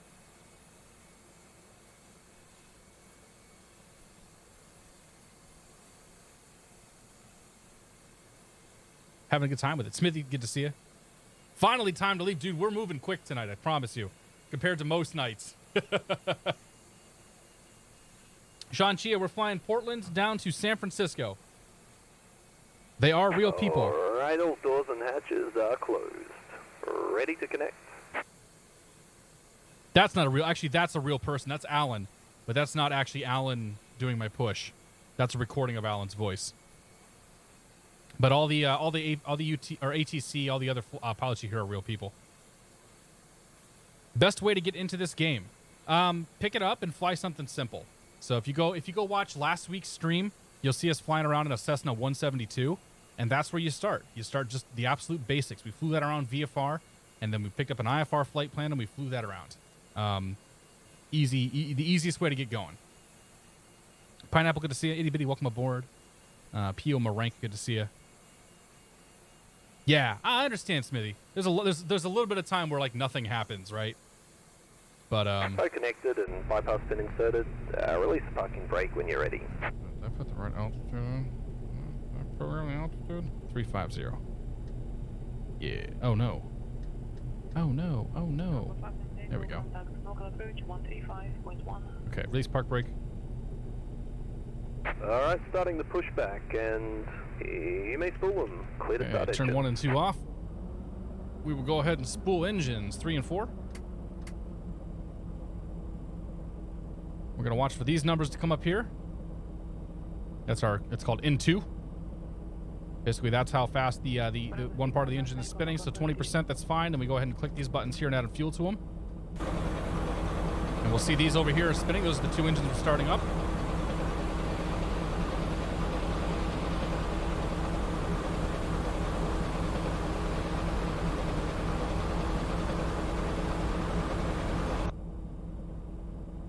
And then we'll start to see this gauge here. This is our engine temperature rise. This is in Celsius. And this gauge will come up here. This is our N1 percentage. So this is actually how much power the engine's producing, or a measurement of what kind of power the engine's producing. So when I see that get to about 20 to 22%, the engines are up and stable, then we'll go ahead and start the next engines, or the next two engines. It's close enough. We'll start them anyway. Overhead panel. Up here to click. 1 and 2. Same sort of thing is going to happen. We're going to see the N2 on the left side come up now. Once that hits 20%, we're going to introduce fuel right there. 1, 2. You're going to see the EGT come up. You're going to see the fuel flow come up. You're going to see the oil pressure. Actually, where's fuel flow? It's in there somewhere. Oh, yeah, there's fuel flow right there. Fuel flow comes up. All the gauges start to come up, and the engines will start spinning. Can you start all 4 engines at the same time? Not in this plane. This plane you do two at a time. What percentage is considered idle? It looks like 21% right now. I don't know if that value changes depending on air pressure and stuff like that, but at the moment it's 21%. And we're gonna listen for a click click. When we hear the click click, that's the starter. These little starter valves being pulled out. All right, mate. Operation complete. Go ahead and set the parking brake. So there they are. Click click. That means the engines are started up and ready to go. Mate. Disconnecting tow. Stand by. So we'll go back to the overhead panel here. Actually, I want to verify fuel values. So we'll switch to the fuel page. We've got 5,000 pounds in the center tank. Not even enough to really worry about. So the center tank is empty for all intents and purposes. So we'll go back to the overhead page here, overhead panel, and go left to right. So, oh, we weren't using the APU gen, were we? That was a battery start. Whoops. You didn't see that. Left panel's good. Center panel's good. Those two are supposed to be on where they're at. We'll turn the 2 packs on. So that's the air conditioning slash environmental control system. Pressurizes the plane, heats the plane, cools the plane, keeps oxygen in the plane, and we'll turn the APU off. That's all powered by air coming off of the engines. So that's fine. Let's go 1, 2, lights. Those are on, that's good. Disconnected, bypass pin, yeah, it's removed. I'll give you a thumbs up on the right and catch you next time. Have a safe flight. And now we can turn the APU off because we're done with it. We can come over here. We can say, all right, flaps to 10. Good. We can arm the auto brake. Good. Turn the sound down for a second. Come outside. We're going to check the flight controls now. We're going to go right rudder, left rudder, left aileron, right aileron, full back, full forward. So flight controls are all free and correct. We can come in here and look at them too if you want. And we can pull the speed brakes if we wanted to. Watch those come up, make sure they work, because why not? That's good. Okay, so lights good. All we gotta do is disconnect the park brake now. And we can start rolling. So we're in a non-movement area, so we can move as much as we want to until we get up to the lines here. We're gonna call the ground frequency up here at the airport. Pull the taxi diagram up for a little bit here too, so you can see it. So upper right corner here, we've got our frequencies. Ground control is 121.9er. So we'll go ahead and tune that in. So 121.90. Move that up to active. And I'll also get the tower frequency for 10 right in as well. And that's going to be 120. Oh, crap. I can't even read it because I put the mark over top of it. 123.77. 123.77. Good.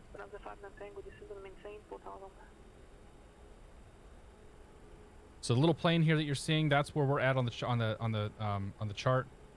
or where we're at on the field. So we're gonna end up coming out here, going around, coming down here, and then taking off of 10 right like that.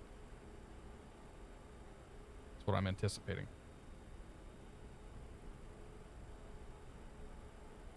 Holding ground, UPS 717 heavy, central ramp with the, or south central ramp with the weather for taxi, please. UPS 717 heavy, port from ground, runway 10 right, taxi via Echo Charlie, cross runway 3 at Charlie. 10 right, Echo Charlie, cross runway 3 at Charlie, UPS 717 heavy. Okay, so we're out here in the movement area now. Clear to the left. That's an active runway. We're not crossing that just yet. We're going to make a right turn here. So now we're getting on to taxiway Echo, E. Retard. That's that guy right there. And then we're going to make a left turn to Charlie. So if we look at the taxi sign here on the left side, what we're going to see is E is surrounded by black and C is surrounded by yellow. That means you are currently on Echo and you are coming up on Charlie. So we are on Echo coming up on Charlie. Indicate, or our instructions tell us to take a left on Charlie. So we'll make a left turn on Charlie. While doing that, we're then also going to recognize these bars right here. 2 solid bars followed by two striped bars. That means hold short. You're coming up on an active runway. You've probably seen these lights right here if you've flown when you fly commercially. That means there's an active runway here. Stop.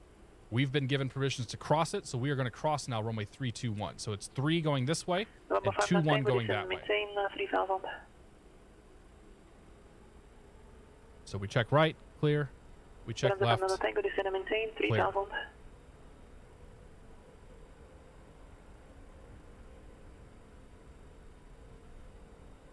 We're good. Brown Bag, go. Good to see you, man. Hi, Servant. Good to see you. Centigrade, welcome aboard. So intrigued, dude. It's fascinating, isn't it? Like it's really cool. Like that's I'm happy that Twitch, took the opportunity to put me on the front page. Not for my own personal gains, because whatever. I don't try to stream to get more popular, but because I think it's something really neat people will find interesting. And this is the 4th week now that we've had the opportunity to do this, and I think that's been the case. Like I think that we're showing something that you're not really seeing anywhere else on Twitch. And I find that really cool. Like I go scouring Twitch all the time trying to say, okay, what's interesting? What's out there that's cool? What's out there that's different? And I would like to think that if I had found this and I had never seen it before, I'd be like, you know what? That's really neat. But I'm also, you know, obsessed with aviation too, so that makes a difference. Someday, every real life job will be done for people playing a video game. Yeah, yeah. There's like video game developer simulators. Like there's go follow Squirrel, twitch.tv/Squirrel, because he flies all the crazy simulators. Like he finds or not flies. He operates. He finds all the weird stuff, man. Oh gosh, Max, thanks for the 20 gifts, man. So Arizona Jim 320, I missed your sub, man. Thanks for 12 months. Appreciate it. And everybody, welcome everybody who got a gift from Max there. Thank you very much, Cirrus Max. Welcome guys to the Beer of the Month Club. Cheers to y'all. What is my favorite flight simulator? I pretty much only play. I pretty much only fly around in this simulator. I'm gonna turn the sub alert down for a bit. Thank you very much, Max. I really do appreciate it, buddy. So as we come around the corner here, we're gonna see what we saw earlier. First of all, the blue lights mark the edge of a taxi line, or the edge of a taxiway. And we got these flashing lights coming up here. That means you're coming up on an active runway, or you're coming up on a runway, I should say. And 10 right, 28 left. So it's 10 right going to the right, and it's 28 left coming the other direction.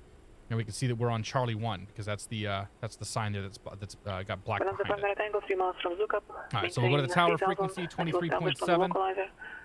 We'll chunk the departure frequency, 1842, 11842. That's good.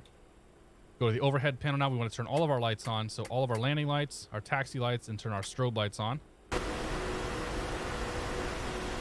Now you can see that we're all lit up.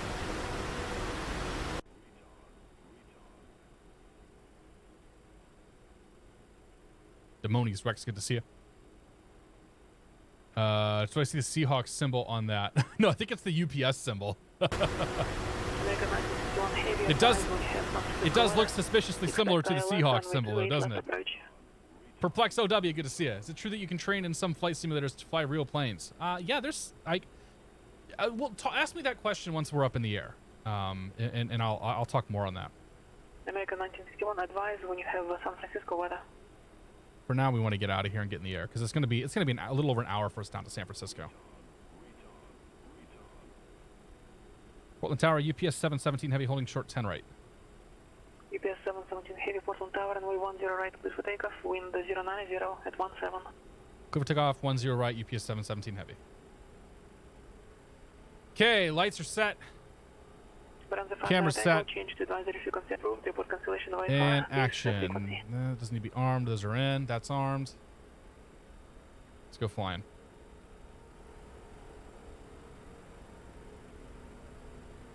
There, Squirrel's in chat. If you want to see more crazy simulators, like he's the guy to follow.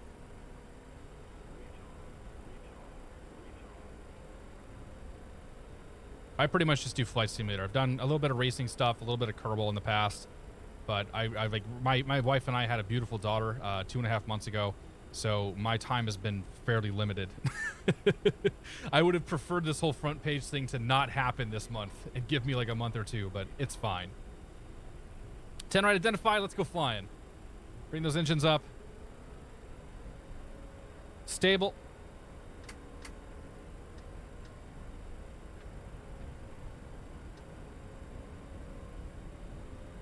Okay, apparently the auto throttle's not going to take yet.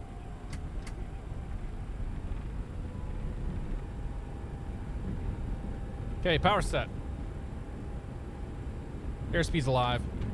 80 knots. Checked.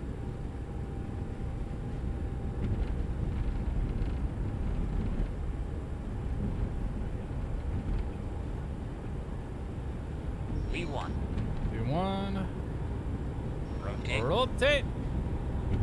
V2.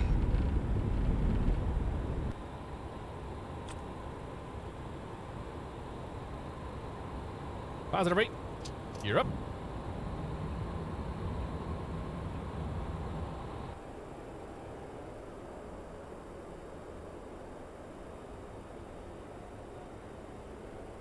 Turn towards river.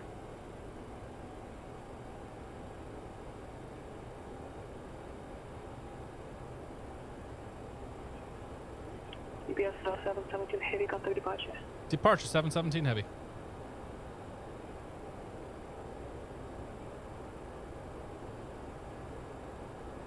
Okay, that's good there. Let's just go autopilot on. Start bringing the flaps in. Go to departure. Pulling departure, UPS 717 Heavy, 2,100, climbing 7,000. UPS 717 Heavy, Portland departure, radar contact, climb and maintain 15,000. Climb maintain 15,000, UPS 717 Heavy. Okay, so 15,000. 15,000 is set. Continue to bring the flaps in.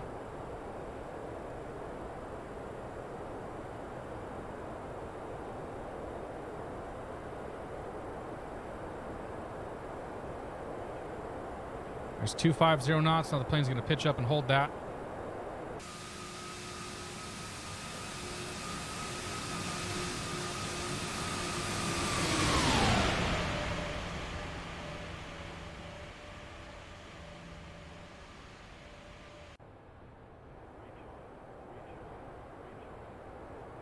Now we just get to watch for a bit.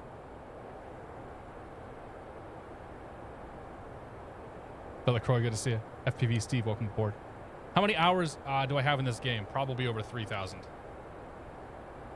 I have far too many hours in this game. I make an effort to fly as many different planes as I can, though. So that keeps it fun and exciting for me.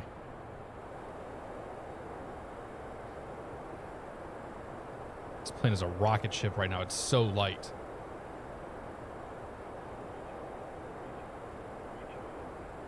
Canicus, thanks for your sub, man. Welcome to the Beer of the Month Club. Cheers, buddy. And Ian, thanks for gifting to the redheaded drone, or redhead drone. Redhead drone, welcome to the Beer of the Month Club. Cheers. How much have I spent? Way too much. I don't know. Most of the stuff I get for free, like most of the software I get for free nowadays. I get press copies of most of the airplanes, so there's that. But yeah, I've probably spent over $2,000 in software when it comes to this sim here. I do fly planes in the real world. I am not a professional pilot or commercial pilot, but I do fly recreationally. I flew myself and a friend of mine down to the Cape of Massachusetts for brunch on Saturday. UPS 717 Heavy, traffic 1 o'clock, 10 miles northbound. Altitude indicates 13,500. We'll look for him. UPS 717 Heavy. Yeah, there's traffic out there somewhere. I got him on TCAS here. 659er Tango's on the published mist, LDA 19 at Concord. Concord. But on the 659 Tango at end. You look like a pilot, though. 59er Tango.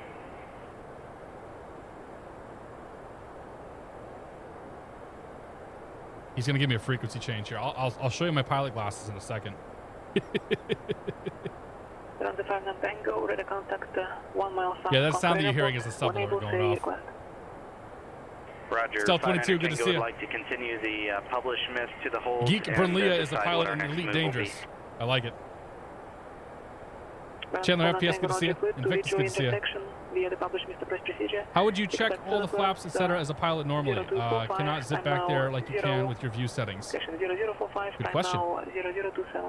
If we wanted to check the flaps, like interior, we'll proceed reach we've got and indicators on our displays here. 0045 Zulu 59er Tango. UPS 717 Heavy, contact the Seattle Center 135.15. 3515 717 Heavy.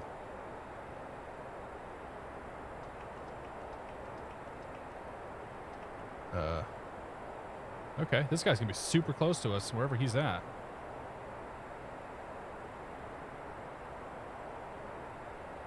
I do not see him though.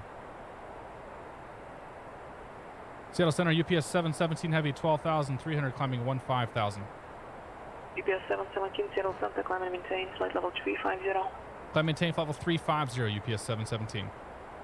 American 1961, contact local approach. So we can go all the way to our cruise altitude now. That traffic is like literally on top of us.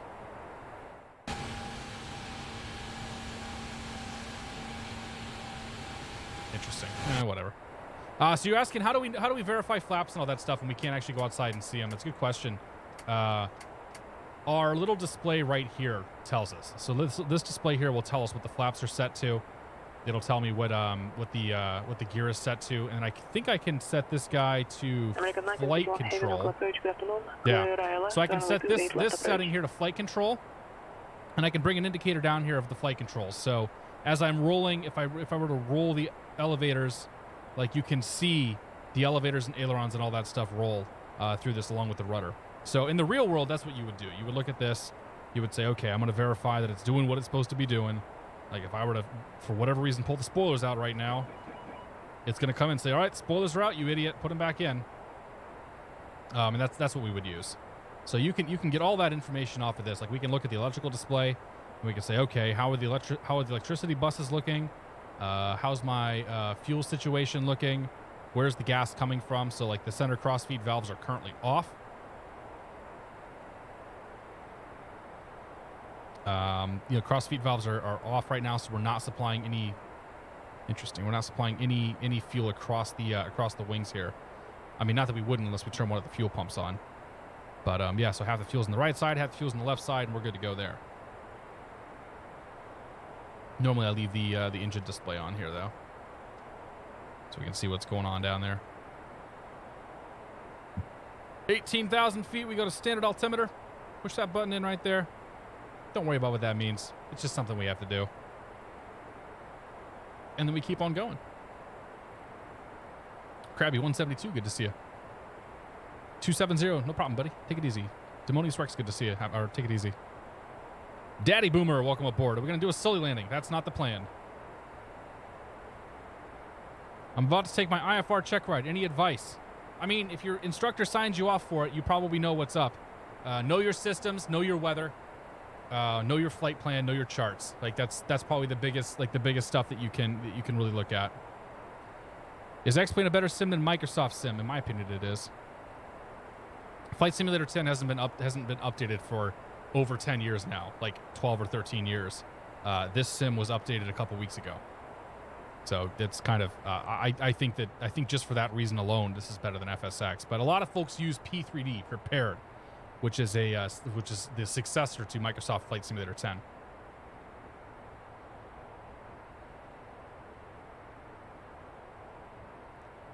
If you actually had to, could you fly this airplane?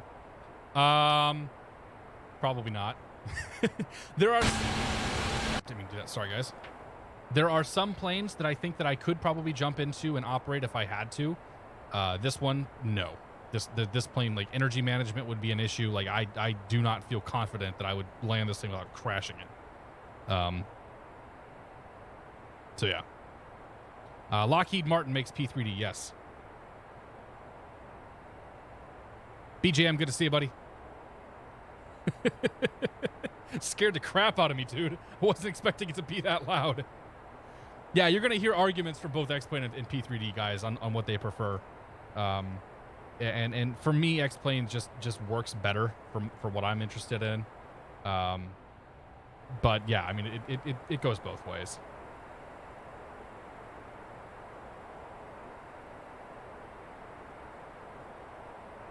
It goes both ways. Stick your head out the window. Very realistic sound. Ah, my head's out the window and there's no sound. Sir, how much of this cockpit are they? I don't think they've modeled anything back here, right? Nah, you can't even go through the. Oh, there we can. Somehow we can get back there. Oh, I know what we can do. We can go out the window here.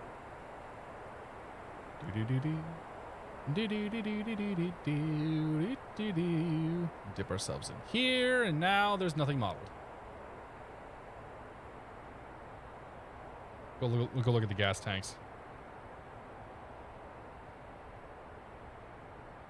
This is the part of the plane they don't want you to see. 747 exposed on catstrator stream. So before anybody asks, we got 56 minutes en route right now. We'll probably be that time will probably come down a little bit here, but we're currently looking at 56 minutes to get down to San Francisco.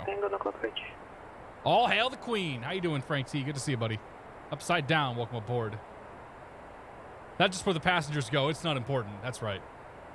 Would you recommend this in order to practice for the PPL? I got a lot of value out of it. I would say if you want to practice your PPL stuff, the best thing that you can do is get your sim and jump on PilotEdge.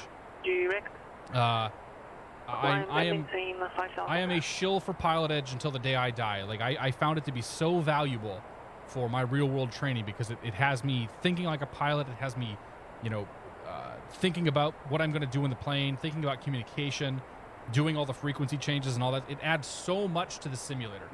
Like it's definitely a tool that can be used for your PPL.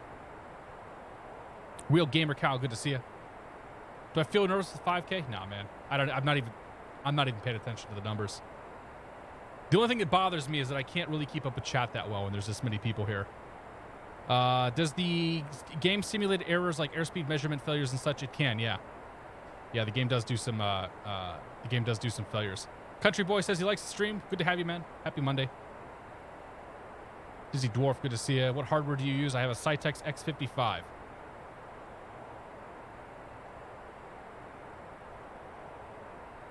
Iron Condor Simulations, good to see you. Have you had to make an emergency landing in the sim? Yeah, I have in the past, but it's been a long time. I don't really do failures, so it's not something that I simulate too closely. Why the ad for PilotEdge? I don't consider it an advertisement. Like I pay for PilotEdge like everybody else. I just think it's the best thing that you can do if you want to prepare for a PPL. Like, and I really like the service. I mean, yes, I'm friends with most of the people that are in charge of PilotEdge and all that stuff, but even if I didn't have a relationship with those people, I would still be like, this is the best thing that you can do for your PPL. Like, I believe in it that much. And I pay, like I said, I pay my monthly fee like everybody else. It's one of those things, like even if he offered it for free to me, I would turn him down. Because that allows me to stay sort of unbiased. Here's what Captain Stealthy said. Check out the Thrustmaster T16000M joystick if you're interested in getting going. Live Fly Guy, good to see you. Do stunts work well in the sim? For some planes it actually does. For some planes you can actually do some pretty crazy stuff. If you want to do stunts, you're sort of looking at DCS. American 1961 heavy contact. If you want to do stunts and like aerobatic flying and whatnot, DCS has got some planes that are probably better suited for it. But there are certainly planes in X-Plane where you can go out there and do some crazy stuff if you want.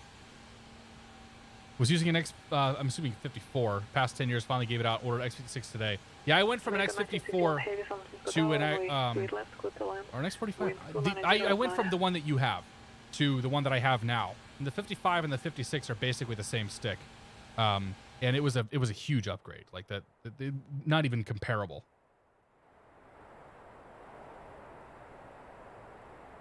Captain Stealthy, good to hear, man. Oh, I did. Okay.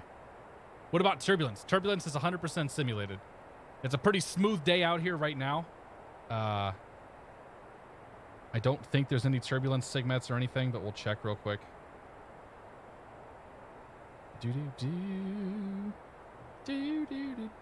There is nothing. Oh, actually, you know what? There is turbulence. So we're going to have turbulence coming into San Francisco from 8 to 18,000. So we'll see some bumps and some bruises and whatnot coming into San Francisco. But yeah, turbulence is totally simulated. It'd be silly if it weren't, honestly, because turbulence is so important to flying, really. Like to be able to feel the bumps and everything else. We go break this little cloud layer finally. Eventually. This is going to look real nice, I think. As soon as we get through it, it's going to look nice. Because there's going to be blue sky. Yeah.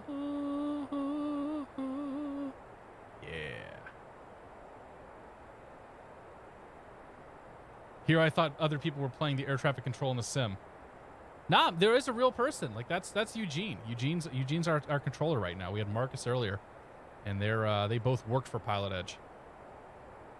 And he's so Eugene's got, he doesn't have a lot of people right now, but he does have a few. It's like 3 or 4 people tonight. It's a pretty light night. Do you use any motion or head motion add-ons? Yeah, so I have a Track IR, and I also have a VR headset that I don't use the VR headset that much though, but I do use Track IR. I use Track IR mostly just in DCS. I don't think it's necessary to use an X-Plane. I'm blown away the ATC add-on. Dude, it's amazing, isn't it? It's incredible what it adds to the sim. Are your clouds modded? Nope, stock clouds. 100% stock.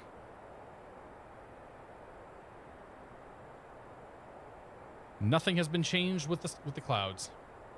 You should get a bird as a co-pilot. Is it because he's the word? We don't need a co-pilot. Come on. Retard. B001, advise when you have the weather, and say again the press request. Ian, thanks for gifting the sub to T Farsnim at 12. Welcome to the Beer of the Month Club. Cheers to you, buddy. Thanks for both you guys. Do I fly with keyboard or controls? I do. I fly with a joystick. So let's do this. I'll give you guys the grand tour real quick. I've done this a few times. So if I do that, and then I go to you, and I go to camera, make sure there's nothing on my desk. Oh, okay. So I'm gonna do my best to sort of pan around here. We're heading to San Francisco right now, and I'll show you guys what's going on.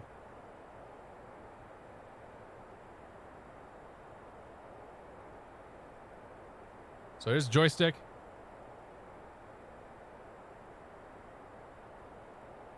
The actual sim itself, keyboard and mouse. Over here is the throttle I use. That's part of the X56 or X55, sorry. Down here we got some pedals. And then over here we've got the other additional PCs. So like I got you guys right here. I got the PilotEdge map going up there. A couple of computers, Raspberry Pi, you know, PreSonus, my phone, my microphone, and then all the audio stuff over here for the stream. And then the streaming PC. Say hello. Actually, here. There you can say hello. So yeah, those are the controls and everything that I'm using currently.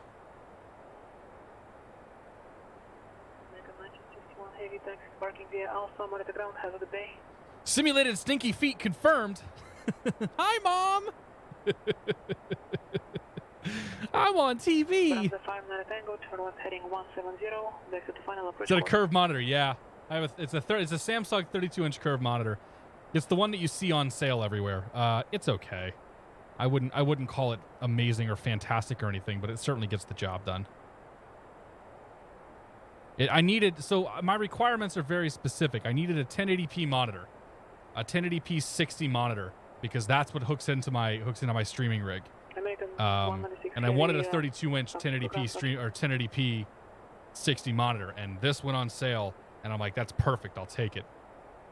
It's big, it's nice, and it gets the job done. It's nothing spectacular though. What's the worst flight you've ever done in a sim? Honestly, there's no bad flights. There's been some stuff where I've been like, oh, okay, why did I start doing this? But the only time that I get upset with my flight simulator is when it actually crashes, like if the flight sim itself crashes. Yeah.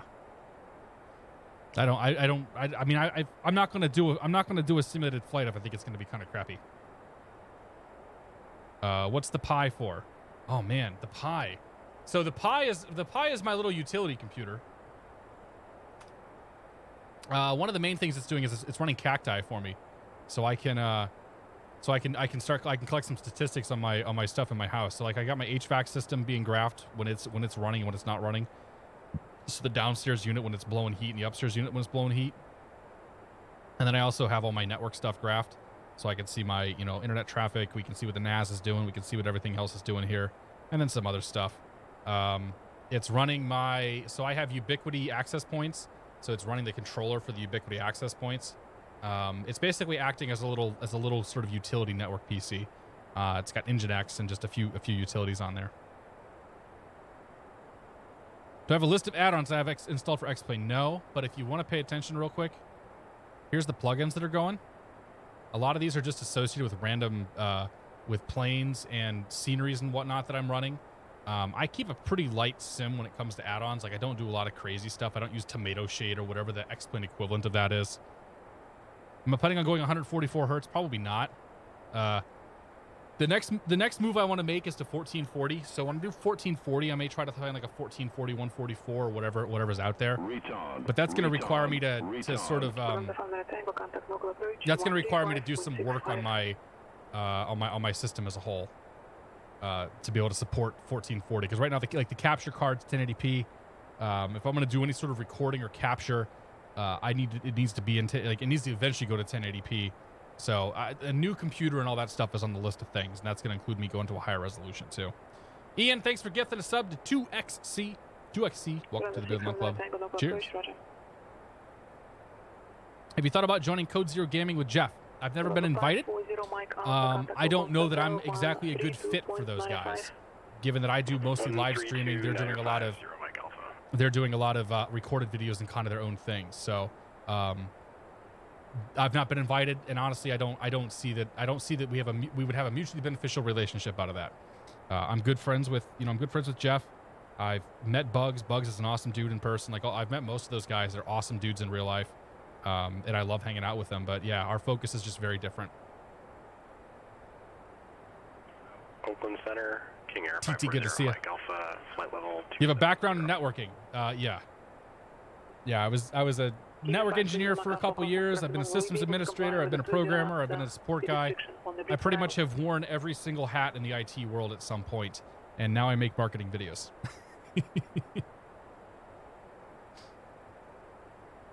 Personally, I don't think 144 is necessary unless you're playing shooting games. Yeah, that's kind of what I feel. It's a lot of money to spend for not a lot of gain, in my opinion. Because like this simulator right now. Yeah, King Air 50 Mike Alpha, looking at bricks 2. I don't think. Yeah, we'll be unable to speed restrictions. No, it's not letting me. It's not letting me show the. Not letting me show my frame rate right now. The button's not working, but I'm probably only seeing like 30 frames a second right now. Did you ever learn anything new through the flight sim that you didn't know before IRL flights? So I started flying in the sim long before I had any interest in flying in the real world. I've been in the sim for probably 6 or 7 years now, and I've only had my pilot's license. I started working on my pilot's license just under 2 years ago. So I've only been a licensed pilot for like a year and a half now. So I learned a lot of stuff in the sim before I ever got to the real world. Yeah, without question.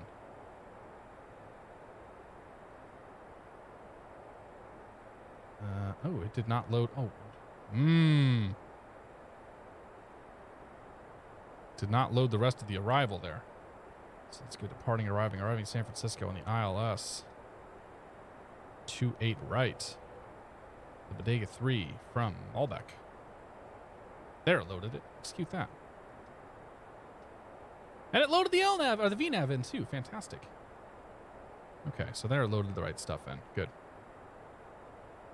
Plane didn't die. We're still in LNAV. Fantastic.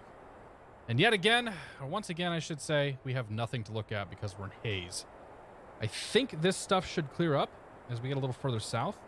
I'm kind of upset by this because every time we've come out here, we haven't been able to see the scenery. Would you ever consider going to Nico Sim? One of these days, Nico. I told you, man. Oakland Center 0 Mike Alpha. Sorry about that. Yeah, I gotta find some time to get down there, man. Were the instructors impressed? Dude, my primary instructor was not impressed by anything. He was a grizzled old instructor who's been doing this for years, and he told me he had never had a student do what I did on the Discovery flight, and he told me I was on the fast track, but outside of that, he was impressed by nothing. He just told me use more right rudder and stop over-controlling the plane. Why is your name in the upper left corner? Because somebody gifted you a sub. You were gifted a sub by Mr. Ian Servin.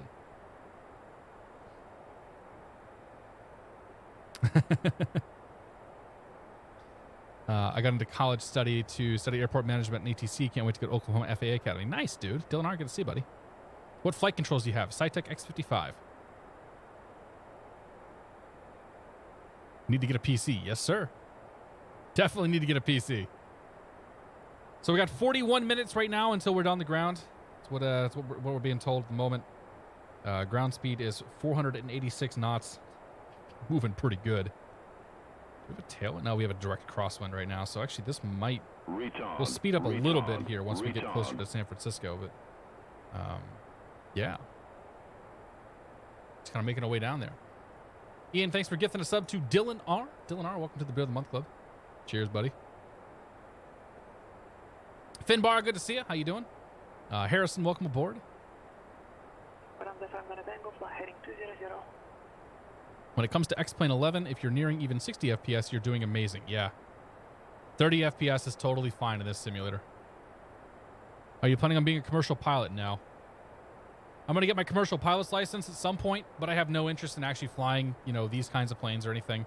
I do okay for myself in my day job, and I'd hate to have to walk away from that so I can go pursue flying, because flying is very expensive to get into, and it's you don't make a lot of money for a very long time. So, when did you first start it? How you know you want to do? Or when did you start? When did you know what you wanted to do? You mean like professionally? Dude, I still don't know what I want to do when I grow up, man. I've done so many different things, and I didn't like any of them. So I couldn't tell you the answer to that. What if Mr. Beast came and dropped a fat 45,000? What would you buy? If I got $45,000, are you saying? What would I buy? I'd probably pay off a lot of my debt, and I would most likely stash the rest of the cash away. Something boring. Nah, if I were looking at if you're talking about airplanes, what kind of plane would I get? I'd probably get a Cessna 182 or a Grumman Tiger or something. I think those are good bang for your buck sort of airplanes. Kit Fox would be pretty sweet, but I weigh 260 pounds right now, and a Kit Fox probably ain't gonna cut it for me. UPS Captain 306 an hour. I know, but the time and money they have to spend to get to that point is crazy. Like working at a regional airline, you're not gonna be lucky to clear like 50, 60 grand a year, and that's now. Like it used to be, you were lucky to clear 20 grand a year. Responsible dad answers. Yeah, I know. Probably good he has a separate streaming PC. Yeah. I mean, we could run the stream off the PC right now. So the PC's running. Oh crap. The PC's only running. It's using it's using 2 cores right now.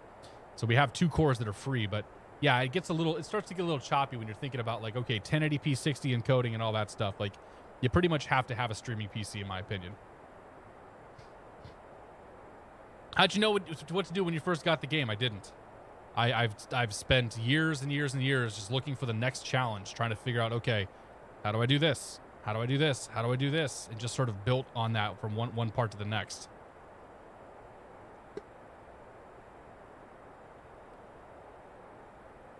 This is why we sim so much cheaper, indeed. 306 an hour. I'm banking 20K a year. Yeah. Being a pilot isn't really profitable for like 10 years. Yeah, and then some.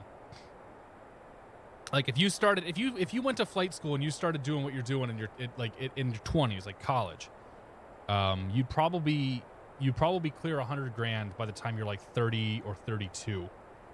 But you would be making you have to spend $100,000 or more just to get to the point where you can start making any money doing it. And for 3 or 4 years, you're not really making any money. Like you're making like 10 or 15 bucks an hour. Like it takes a while before you start making anything that you can even live off of. How about paramotoring? Ever thought about that? I haven't actually. Have not considered that. How many licensed pilots do we have in chat? Quite a few. Probably have a dozen of them in here. Redhead Drone, thank you so much for the bits, my friend. I really do appreciate it. Cheers, buddy. Thank you. Did you ever try flying a glider? Not yet. I want to go fly. I want to go do some glider stuff. But I've been the last couple years I've been pretty focused on my PPL. And then last year, like 2 years ago was my PPL, and then last year was my instrument rating. So yeah, I haven't had a chance to go do any glider stuff just yet. Pyro Geddon, thank you very much for your support, and cheers. Thank you for the bits. Appreciate it. Just go military. Well, even if you go military, it's not a guarantee. because military time doesn't translate 100% into civilian time. What the military guys get, though, is they get, with the GI Bill, they can pay for a pretty good amount of their like initial commercial training, but they're still making crap for a few years after getting their commercial pilot's license. The military is not what it used to be, put it that way. Took me 9 months to get my license, working a full-time job. I don't want to talk about how much it cost. Yeah, I'll tell you exactly what it cost. It cost me about $11,600 to get my initial license. We all saw Windover Productions video, did not. Pilots don't do it for the money. It's a passion for most, and that's part of the problem. It's changing such that a lot of pilots are starting to actually get paid. But yeah, for years, because a lot of guys were doing it for passion, like that's why the money was as low as it was. There were a lot more pilots than there were jobs, but that's switched. With the 182 Skyline, would you ever get the fixed gear or the RG variant? I get the fixed variant. I think the Cessna retractable gears are pretty bad, and they're notorious for just like not working. So, yeah. XC News says, "You ready for the weather tomorrow? Let's hope the heater's working." It's working fantastic. Yeah, it's gonna get cold here for a couple days. Can you do a stream that your FUI? I don't know what that means. Jack, how you doing, buddy? Good to see you. I don't wake up at 3 a.m. because of passion. Stark Simon, good to see you, buddy. I'm going to say Stark Simon's a pilot. Call it a hunch. What plane or route are we flying right now? We're flying a 747-800 freighter, and we're flying Portland, Oregon, down to San Francisco, California. We're about 34 minutes out right now. If I pull up ForeFlight here, you can see here's the United States, yada yada. And here is our flight route. So we're getting pretty close to halfway there on our way down there.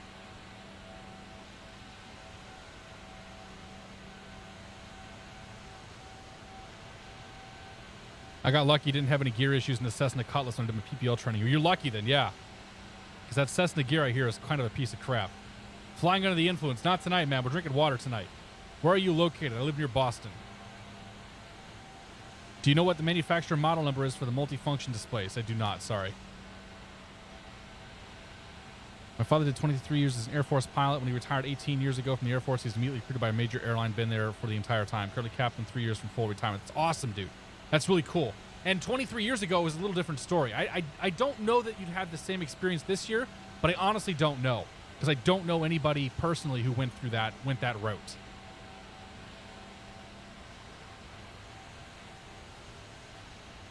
I did have to do the manual gear pump test, though, as part of my retractable endorsement. That doesn't surprise me. Pilot shortage BS, or do you think it's something about professional pilots all schools spew? Started to consider my PPL last year. Yeah, I think the pilot shortage is a real thing. It's definitely a real thing. Right now there's an instructor shortage more than anything else. It's less that there's too few pilots and more that there's not enough instructors at the moment to get those pilots through. But yeah, the pilot shortage is a very real thing. You can tell that because regional airlines are starting to pay people. 10 years ago, regional airlines did not pay people. 5 years ago, they weren't even paying people worth a damn. A new regional pilot, a new regional first officer was making maybe 20 to 25 grand a year, if that. And that's definitely changed in the last few years. I know some people that are sort of early on in their piloting career, and they're making livable wages now. Thanks for the epic stream, and shout out for the gifted sub. But definitely come back next time. Good to have you here, man. Have a great night, Gia Baktren. I'm gonna hope that's the way you say it. Can't really play Slugbug at 30,000. Are you north of Boston? I live north of Boston. Yes.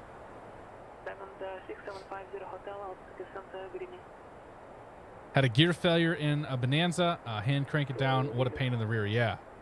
Well, I think I think the Cessna gears, if I recall, the Cessna gears can fail in a way that you can't even crank them down. Like because the mechanism is so complex or something. Like I was talking to somebody about this the other day, and my understanding is that they're really, really, really poorly designed.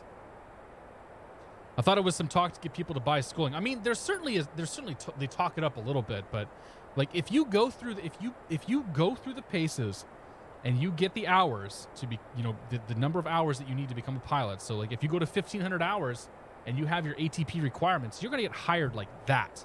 Like it's going to be immediate. You'll get hired. But it's still expensive, and it still takes a lot of time to get up there. That's disgusting. All the lives in the hand of a regional pilot being paid like crap. I know, dude. It's crazy, Ben. It's crazy how poorly paid some of those guys were. Dead Like Me is in Lowell. Nice, man. Do a loop. Negative. We're like a neighbor. Okay. There's a lot of people that live up in this area. I'm making more as an instructor than I will if I start as a regional. I'm also getting 2 job offers a month. That doesn't surprise me, yeah. Farium? I hope that's... Farium. I'm going to go with that. Welcome aboard and happy Monday. Yeah, I want to get my CFI. I want to get my CFI rating at some point. Probably in the next couple of years, just for some plans that I have, like longer term. But I also think that the CFI longer term could be a good investment, because there's going to be a lot of controllers, or sorry, a lot of need for instructors as more need for pilots, sort of exist. So yeah. What would a plane like this if you did a loop? I have no idea. Won't even try it. Colt Rowe, good to see you, man. Thanks for 5 months. You're a little bit late here, but we'll have her come say hi. I'm bringing somebody. My wife is bringing somebody in to say hello to everybody. And it turns out she's still awake.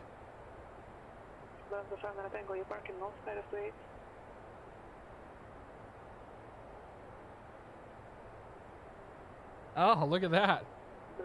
She's trying to sleep. You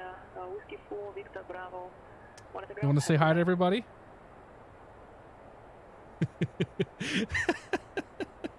Baby time. I thought you said beer time there for a second. Oops. UPS 717. Sorry, go ahead. UPS 717. Contact local center 132.95. 3295. UPS 717.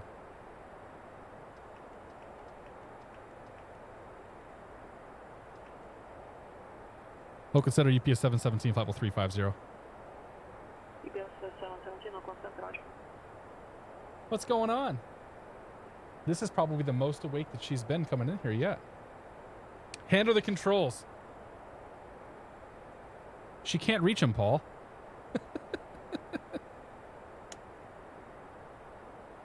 I think she wants to go to bed. See, if she sits on my lap, she can't. All you're really getting is the eyeballs and up. All right, stretch. Say goodbye to everybody.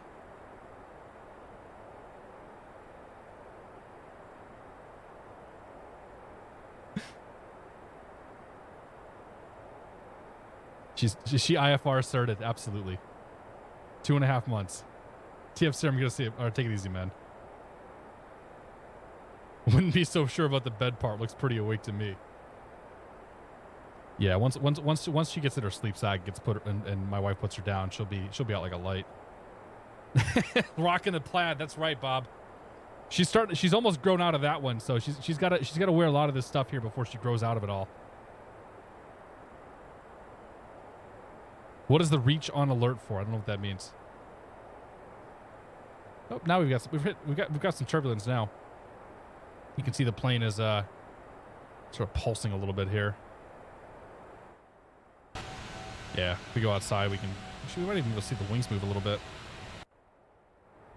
Yeah, you can see very, very, very subtly the end of the wings are starting to flex a bit in the turbulence here.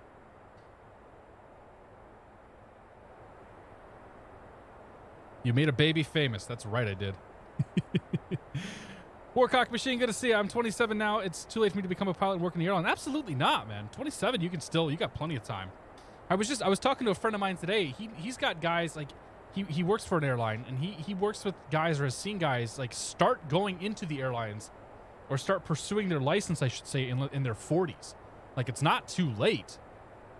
Mandatory retirement isn't until like 65 or whatever.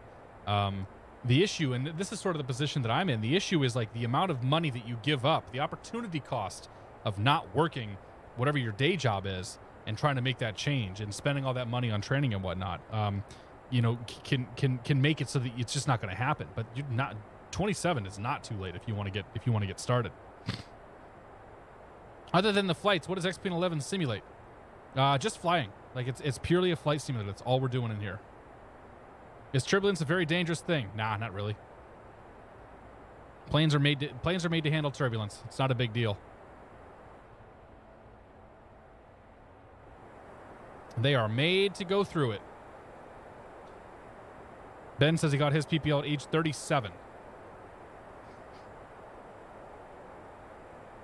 Anubis, good to see you. What about color blindness? You need to talk to an AME about that. Color blindness is typically a bad thing, but yeah. All right, so Colt Rogue, you subscribed, man. While my daughter was in here. Colt Rogue, thank you very much, buddy. Thanks for 5 months. He says pilots definitely persist on passion early on, without question, man. Colt Rogue did banner flying all summer long, which would be pretty sweet. I'm a warrior. Good to see you, buddy. We had like 5,500 earlier. We were on the front page for the last 2 hours, so we're sort of milking off the rest of those viewers here, trying to see who's going to stick around to see the landing in 25 minutes. Can I give up working on the next plane and go be an airline pilot at 33 years old? Jack, you can do whatever you want, man. I have faith. We have the technology.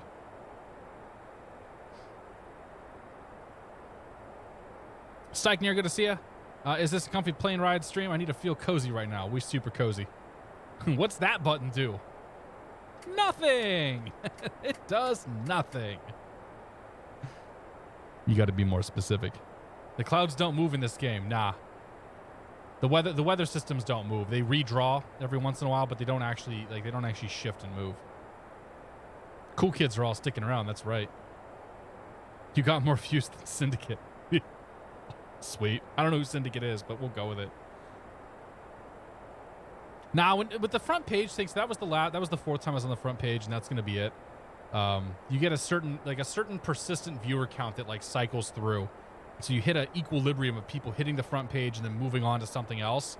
And if you're the stream that happens to be up when they hit the front page, then you get a much higher view count as a result of that. Let's check out that great SSG 747 cabin. All right.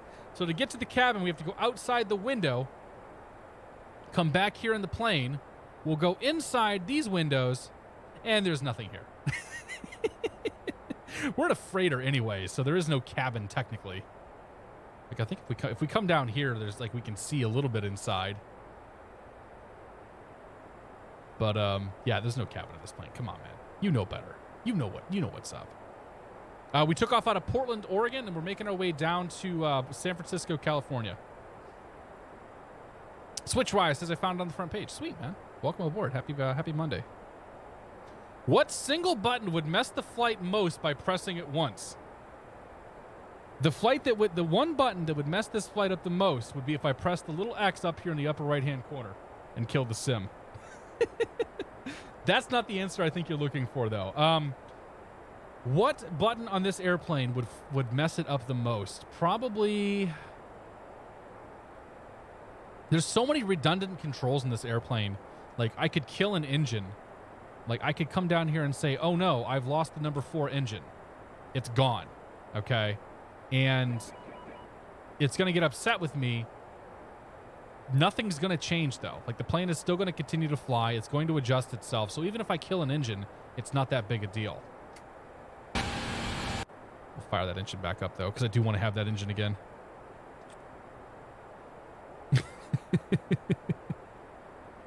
How many times you get your streamer to do that? Kill their engine in flight.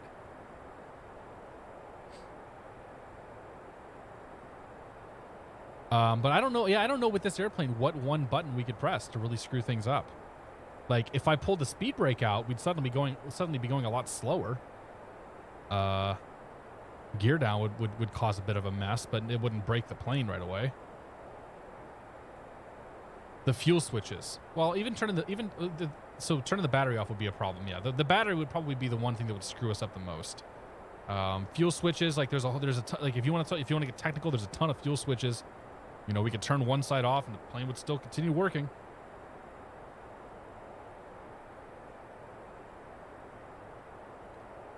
The battery switch would probably cause some chaos if we depowered the plane. I don't know what would happen in that case. Engine came back up real fast. Well, there's 292 knots worth of air pushing on that fan. Like, even with the engine off, it was still running like 32% N2. Retard. Flaps will cause Retard. problems. Retard. Where's the eject button? Yeah, that would be the exit we talked about earlier. Nick Bolas, thanks for 25 months. Thank you very much, man. Cheers, buddy. I do appreciate it. Happy Monday. The Martin Baker ejection sheet. Not sure what that is. Elite Linux Hacker. No thanks, buddy. Good to see you. Tried depowering the plane. I already did that. I turned one of the engines off. It told me one button. What one button could you press? I pressed a button. It didn't do anything. The out of beer button would create a mutiny. Yeah. St. Rolfrick, you might have a point there. I mean, we're over flaps deployment speed, but I've got all the, I have all the failures turned off. So, yeah, I mean, it's like if the failures were on, and we deployed flaps right now, we'd be over the flap limit speed. So yeah, I mean, we'd rip them right off, or potentially do some pretty serious damage to them.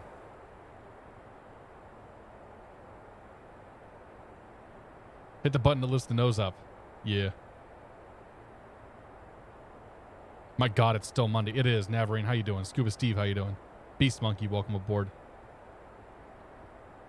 Where's the button that dramatically drops all the cargo out the pack? I guess opening the nose up might be an issue, but I'm not sure how to. I don't know if we open the nose up if it's going to do anything. I'd prefer not to ruin the flight though. We're only 20 minutes out. Remarkably, we're not hearing much in the way of radio chatter right now.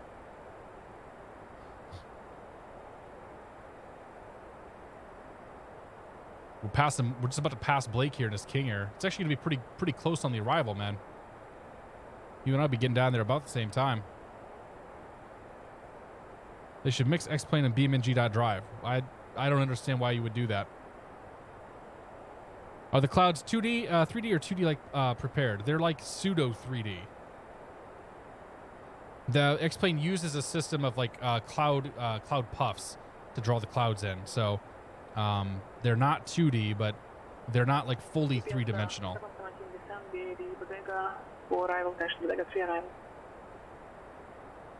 Just send me the Bodega arrival, UPS 717. What runway can we expect for San Francisco? UPS 717, go it left or right. If you have a preference, you can let the local know. Okay, we'll expect we'll plan for the 2.8s then, 717. Thanks. Which we've already done. We've still got a ways till top of descent. If we look at VNAV, we got 43 miles till our top of drop. So we'll just let her keep flying here the way she is. So things will start getting a little bit busier here in about 5 or 10 minutes.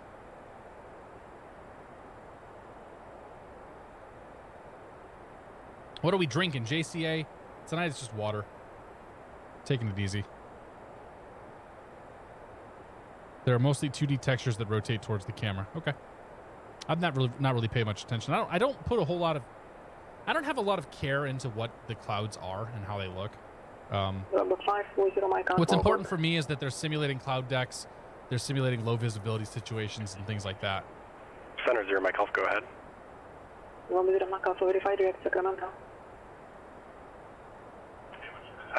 Yeah, we have Sacramento loaded to Capital 3. I'm showing 3 minutes out hub 2 and then I direct Sacramento, or I could turn now.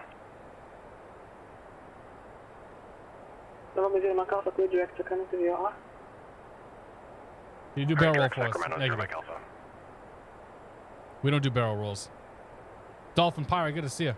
Saw you on the front page. Really neat. Well, glad to have you here. Happy Monday. It is a dude actually that's ATC. He's Russian. But he does talk pretty fast. There's a bit of an accent, but at the same time, like you learn what to listen for, and you just kind of get used to that communication. Like once you sort of know what the flow is supposed to be, it's almost like they don't have to really tell you what to do. They're like, just do the next thing. I'm like, okay, I'll do the next thing. On stream, would you ever land on the FO's side? That's a good question. I've never thought about doing that. Maybe not tonight. We may do it one of these nights. I think I've done the FO side before when doing shared cockpit. Steichen are good to see, man. Here from the front page as well. All the streamer I follow are off playing Resident Evil 2. I don't want the game spoiled for me. It looks real good. Yeah, I've been watching. I follow a lot of people who have been flying or been playing Resident Evil, and I'm just like, it's not my thing. Like, I've never been big into the Resident Evil stuff, so I've been sort of looking for other streamers to watch for the last week or so. True Wyo, good to see you, buddy. Good to have you here on a Monday night. So we've got about 16 minutes till we get to San Francisco. Now, probably closer to 20 or so. We're gonna start our way down here. Once we reach this green dot, that's when we're gonna go ahead and start down. And the altitude we are going down to is 11,000 feet. So we can bug 11K. And then keep an eye on this sucker and make sure it actually flies it.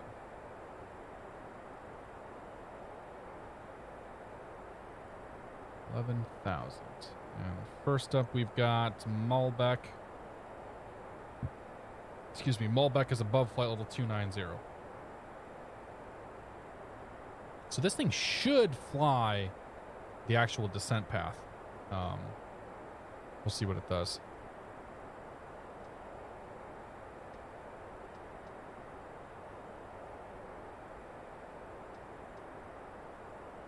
There we go. 290 above, 280 above at Joni. Or above or below, yeah. Okay.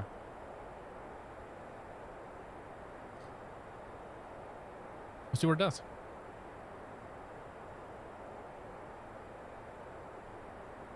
Dr. Jerome, good to see you. What's the best literature to learn about ATC communications? Watch streams, listen to live ATC, you know, get your simulator on PilotEdge or something, or even VATSIM and just practice. Eugene's a nice controller, knows his stuff. It can be difficult to understand, though, when the VHF mic effect starts to chime in. Yeah, I agree. It's pretty, I mean, it's pretty true to reality, though. You know, not every controller can be understood super well. So usually if you say, like, I've heard people ask him to slow down and whatnot, and he's been good about that. So there's definitely, you know, things that you can do to make it easier for yourself.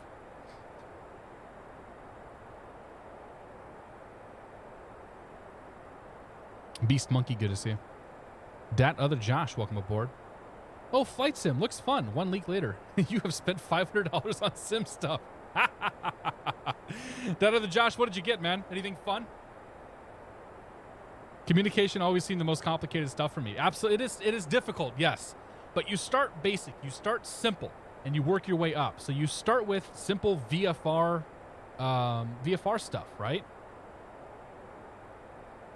Okay, here's top of drop. What's it going to do?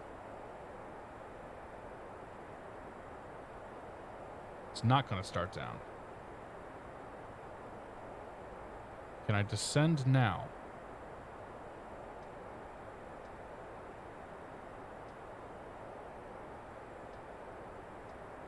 Descend now.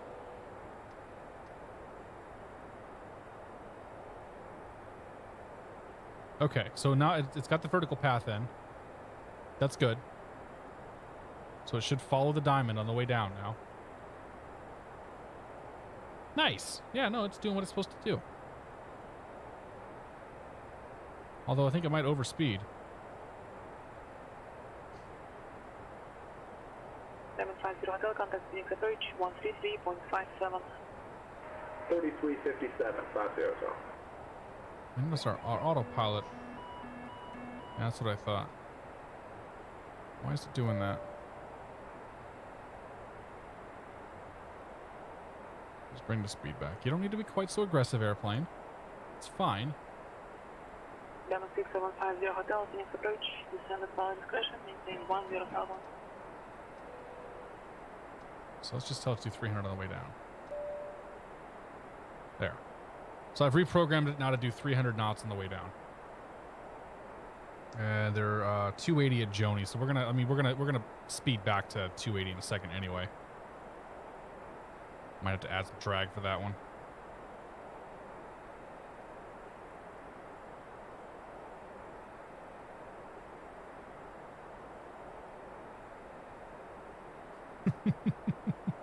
Speed. Worst roast by controllers on PE. Oh man. I don't know. Keith gets some pretty good zingers from time to time. Marcus gets some pretty good zingers from time to time. It depends on the controller, really. It also really comes down to who you talk to. Somebody having a bad night, you're making it worse. Yeah, it happens. People have good nights, people have bad nights. How accurate is the gameplay to actual flight? Pretty accurate. It's pretty good, yeah. Do pilots in the air talk to each other or only to ATC? Typically just to ATC. There are some air-to-air frequencies that exist, but like airline pilots don't typically use them. Airlines are supposed to monitor the guard frequencies, so they're supposed to monitor the emergency frequencies. And usually the airline pilots are just a bunch of idiots on there. Planes are needed. Welcome aboard. What happens with Amazon Prime and Twitch? If you have an Amazon Prime account, you can link it to your Twitch account, and it gives you one free subscription to give out a month. So you give out an Amazon Prime sub, and it's basically you're handing a broadcaster $2.50. So anytime you see somebody sub up on a page or sub up on somebody's channel with Twitch Prime, they've essentially just given them $2.50, and it doesn't cost them anything. And then they get also the emotes and whatnot that the channel has to use all over Twitch.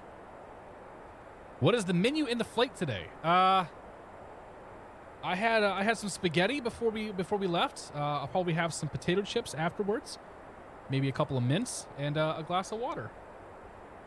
That's all we got today.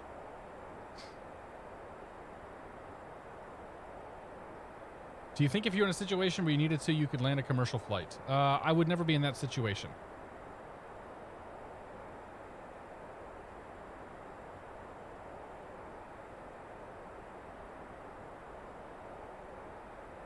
Cat's going nuts about something. I would never be in that situation. Every pilot that you ask that question is going to say yes, of course. Okay, just throw that out there. The truth is, it's pretty much never happened.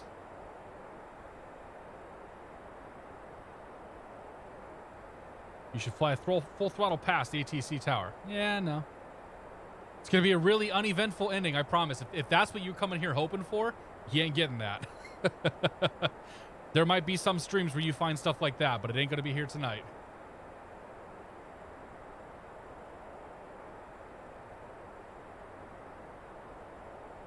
It's all good, though. All good in the hood. What's going today? Anybody? Not really. A few guys just streaming. Takes money out of the person's account who owns the Amazon Prime account. No. So it's for free. So if you have an Amazon Prime account, you link it to Twitch, it's something you get to use for free every month. And it doesn't cost you anything but, you know, having your Prime subscription to Amazon.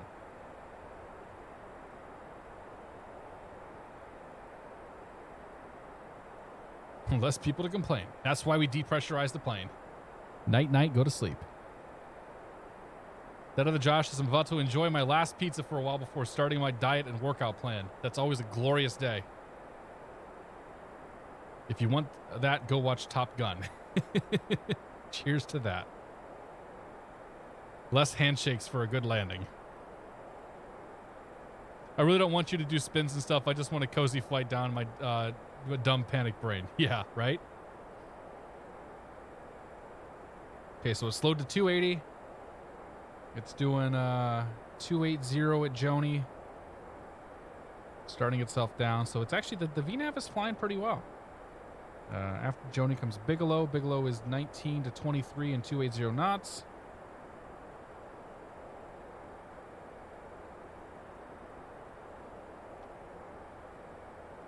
So she doing okay.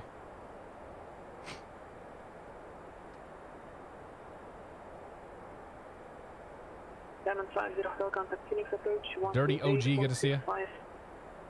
Amazon owns Twitch, so you're basically paying them regardless. Yes, sir. I always wanted to ask a Fortnite player, if this were real, could you actually kill all these people with your bare hands? You know, Ninja, could you build a tower that quickly? Do you think you would be able to operate a real rocket launcher or sniper rifle while jumping through the air? Could you fly that airplane that you guys so much hate? That's all I know about Fortnite. That's it. Could you destroy that house that quickly with your bare hands? People don't ask the real questions at the Fortnite streamers. You make a good point there. What is my opinion on this? I'm not going to be able to check that link right now. I'm a little busy. Cargo pilots, jeans and t-shirts. That's living right there. Hell yeah. Ninja is a professional carpenter. I like it. Stinky Pinky, good to see you. In 5 Gunner, good to see you.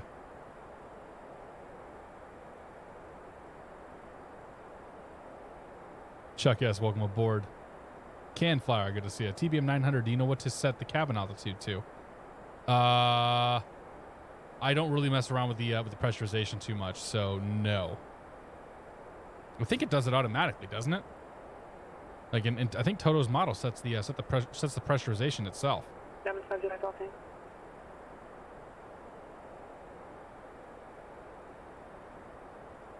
All right.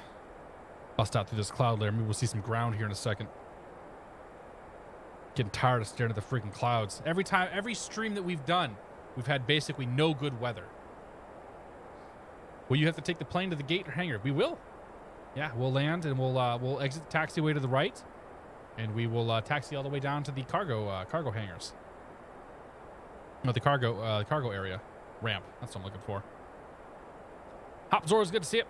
Haven't played a sim since Microsoft Flight Simulator 2000. I have this bad feeling I'll be making an investment sometime this year. Yeah. I get probably 2 or 3 times a month I get somebody send me a message saying, thanks for helping me spend all my money, essentially.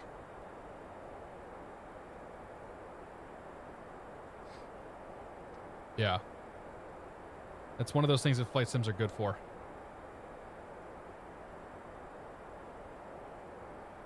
Okay, next one is Lozit. Lozit is below 16,000 feet. 280 knots still. We are starting to speed up here, so I may need to add some speed brake.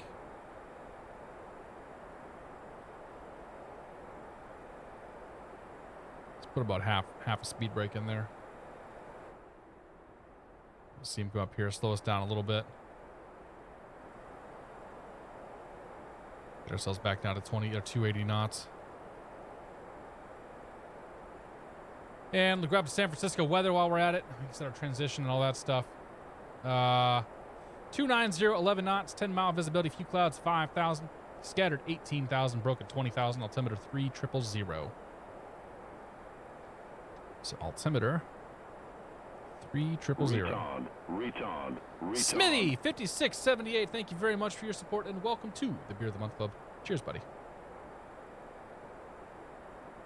Did you originally fly from Seattle through PDX? Yep. So the first leg we did tonight was Seattle to Portland. And now we're flying Portland down to San Francisco. We'll be on the ground here probably in about 10 minutes or so, be my guess. I think it's fair to say you passed me. Yeah, I think we're a little ways past you now, man. Sorry. It's a long flight to do in a turboprop, dude. Don't forget your flaps. We'll get the flaps. I am using a joystick. I have a Cytec X55. UPS 717, contact local approach 135.1. 35.1, UPS 717. 13510. NorCal approach, UPS 717 heavy, flight level 184, descending Bodega 3. UPS 717 heavy, local approach, San Francisco altimeter 3000. Advise when you have the weather, expect ILS runway 28 approach. Okay, we'll expect that 000, and we do have the weather, UPS 717 heavy. Okay.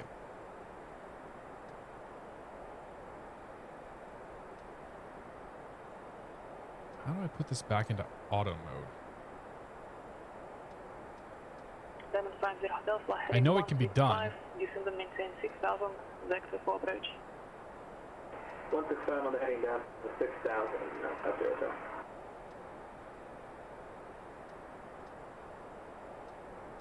I know that this can be put into auto somehow, but I'm not sure how to do it. Does delete work? Ah, there it goes. Okay.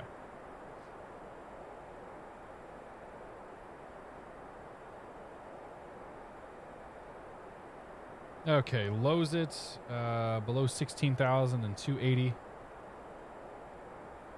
And we want to, nope, speed, don't do that. We're going to bring this back to 250 now. speeding up. It's speeding up for some reason. It shouldn't do that.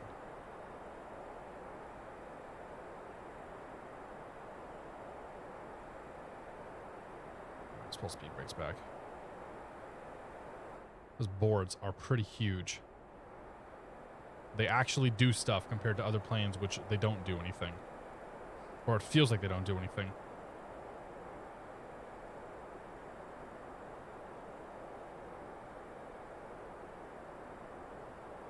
Okay. Just leave them in there half. Let's get some lights on. And let's brief ourselves on an approach here while we're at it too. We are going to fly the ILS 28 right into the San Francisco airport. ILS 28 right, San Francisco. This approach says tune into a frequency of 111.7. Checked. Course of 284. Checked. We have 717 heavy depart Cork heading 105. Exit final approach course. out of Cork at 105. UPS 717 heavy.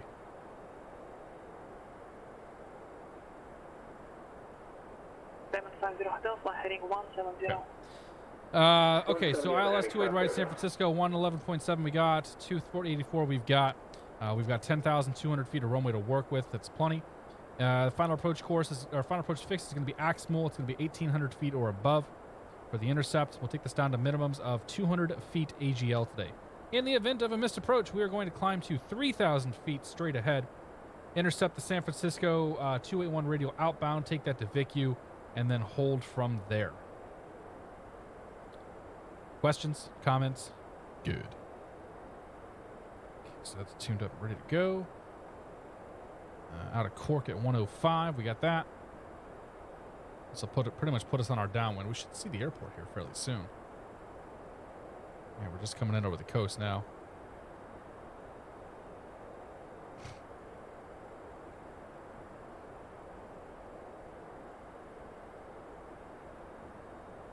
Need to set the minimums too while I'm at it. Oh yeah, it's up here. Minimums radio altimeter 200. United 460 heavy on the current evening to Salt Lake City Airport. Okay. For departure, then as filed. Heading mode. Climb VAC, squawk 5465. And what speed should we have been at Cork? 250 knots. Okay. We'll just leave her at 250. Speed brakes are out. Yep. Okay. Fix that. I don't understand why we didn't go. Oops. King 0 Mike Alpha, descend and maintain, flight level 200. Where we at? EPS 717 heavy, reduce speed to 210, contact local approach 135.65.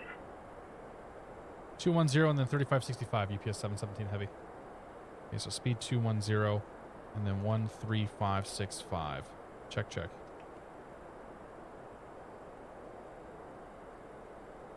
NorCal approach, UPS 717 heavy, 11,000. EPS 717 heavy, local approach, roger. Roger. And the airport is below that big cloud down there. Can we see it? We'll see it eventually here. Do you play any other games in your spare time? Absolutely. 11 o'clock and 18 miles. I have an Xbox sitting next to me. I've been playing a lot of Dragon Age recently. I'm an avid... in the past, I have been an avid World of Warcraft player. A lot of World of Warcraft, for better or worse. I don't know. I played a lot of games over the years, though. I play some other simulation stuff like racing sims and whatnot, but... 6,000, 717 heavy. I played a lot of Overwatch for probably 2 years before when it came out. 6,000 vertical speed. Do 1,200 feet per minute. So yeah, I play a lot of games. I don't stream a lot of that stuff because like people don't watch it, and I don't think people find it super interesting. And I know when I'm playing other games, it's mostly because I need to decompress. Retard, retard, retard. Flying Dutchman 79, welcome to the Beer of the Month Club. Thanks for your support. Cheers, buddy. Appreciate it.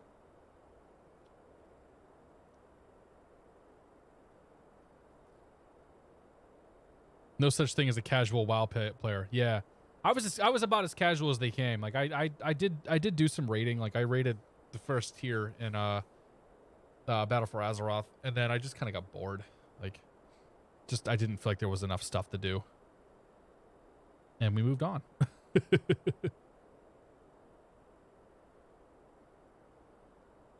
I don't miss it. Like I'll go back to it eventually. I get a hankering to go play WoW here and there, but there's the airport, by the way. That's where we're heading. But yeah, I don't know. I'm good right now. With my daughter being born, like I just don't have a lot of time for those kinds of games.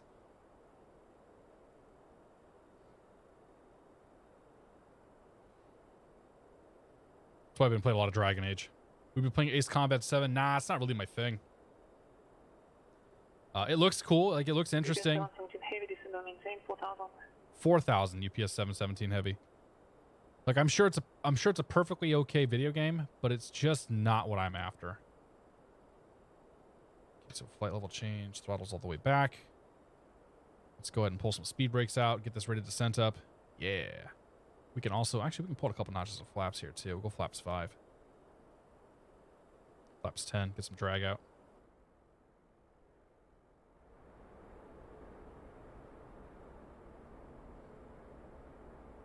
Because the sooner I get down, the sooner he turns me towards final.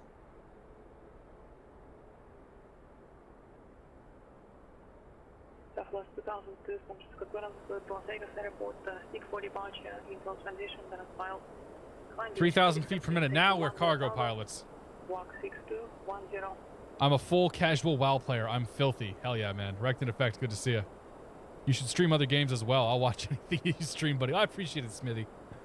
Yeah, right now we're just doing flight sims a couple nights a week. I might add some other stuff down the road, but I'm not really playing too many games outside of the streams at the moment, just because the baby's keeping me pretty busy. We'll get there eventually, though. You have a favorite airport to fly into? Not really. I was AFK for 30 minutes while the view client dropped so hard. Yeah, it was all front page views. The normal average for my stream is about 200 to 300 people on a Friday night. The front page stuff definitely inflates that significantly.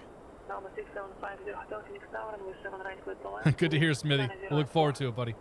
Next stream will be Friday night at 7 o'clock Eastern Time. And then next Friday at probably 8 o'clock Eastern Time.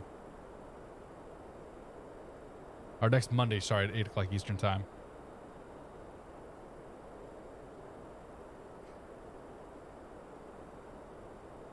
All right, here comes 4,000. Let's put the speed brakes in. UPS 717 heavy, turn right heading 255. 255 UPS 717 heavy. Eugene loves his fives, man. Ah.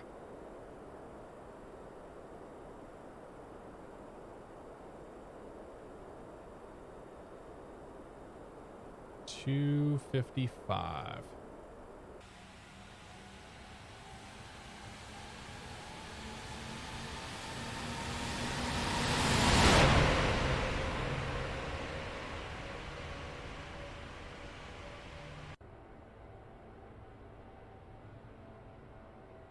Cranking us around. We'll get established here in a second. That means tower's going to be next. We can tune that in.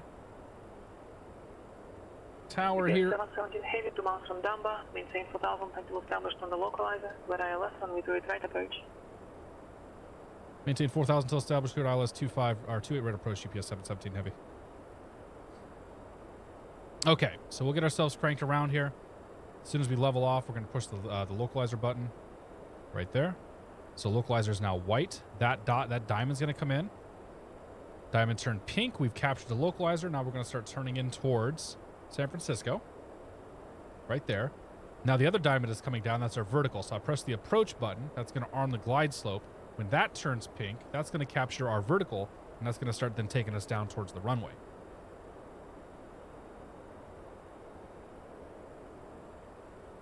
At that point, we're going to drop down next notch of flaps.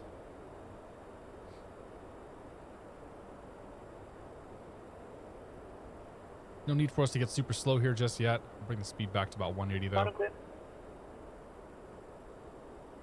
Okay, there's glide slope intercept. Plane's going to start itself down now. We're on the glide slope. Missed approach altitude's 3,000 feet.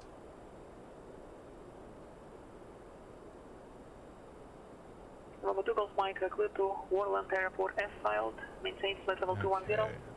Our approach Departure speed this frequency evening is going to be 133.25. 160 knots. Squawk 1645. It's fast. Clearance void is off in 20 minutes. 160 knots. Arm the speed brakes by pushing that button there. And we will arm the auto brakes.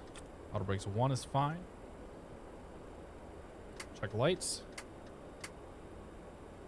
Somebody was asking earlier, how do we know what our flaps are? Right there's our flap indicator. See, they're having the they're having the trim issues I think that FlyJ had. Leaving 10,000. Okay, we'll just keep on this now. We'll go ahead and at Aximal we'll put down our gear. That'll be our final approach fix. I do have the runway in sight now. UPS 717 heavy, contact San Francisco Tower 120.5. Tower 20.5, UPS 717 heavy.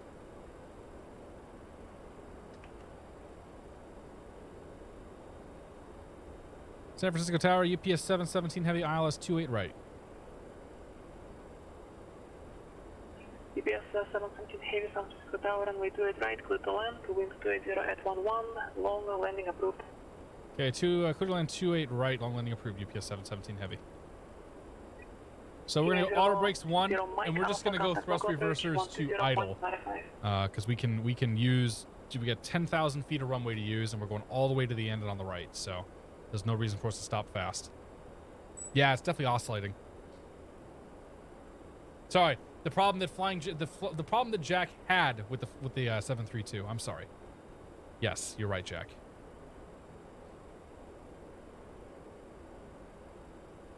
Yeah, he put an update out a couple weeks ago. We'll probably fly that. We might fly that this week, actually. It is the same guy, yeah. They're simulating frequency changes. They're simulating new positions, but it's usually the same guy that's working the positions. It would be very expensive for them to simulate actual procedures. Okay, our speed's going to be 160 on the approach here. We'll go flaps full. Gear is down, green. Flaps are coming down, 30. Auto brake is armed. Speed brake is armed. Lights are set.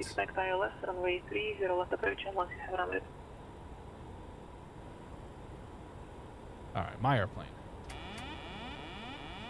Autopilot, auto throttle.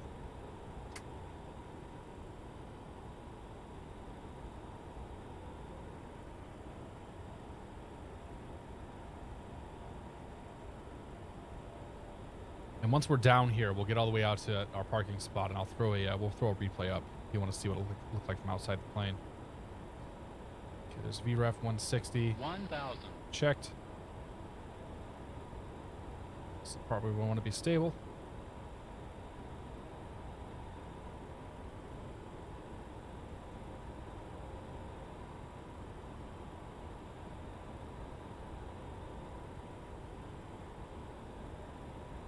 Gear, flaps. Be good.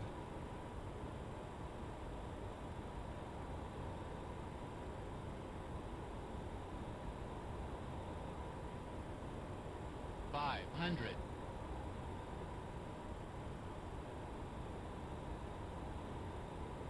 $400. And 100 above, continue land. 300. Minimums. Landing. 200.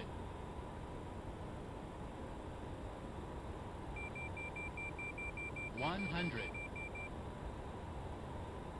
50. 40. 30. 20. 10.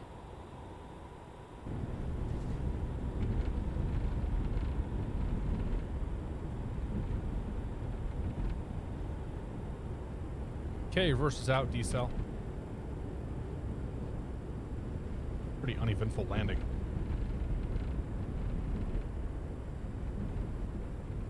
And again, we're intentionally using up pretty much the entire runway because we're going to be taxiing all the way over here.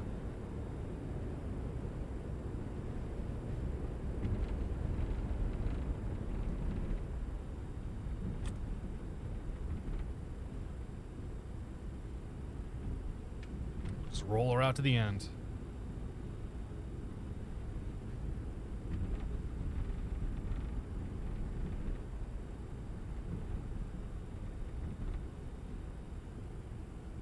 Wasn't Navy style. No, was not Navy style. I floated it pretty good too, but that was all very much intentional.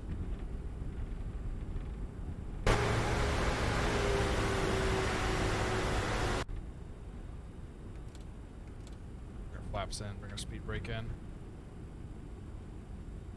Take the high speed here.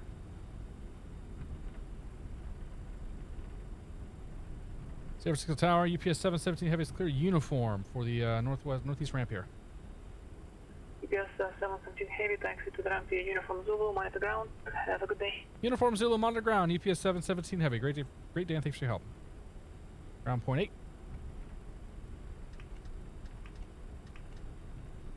Ground, lights, strobe light off 2.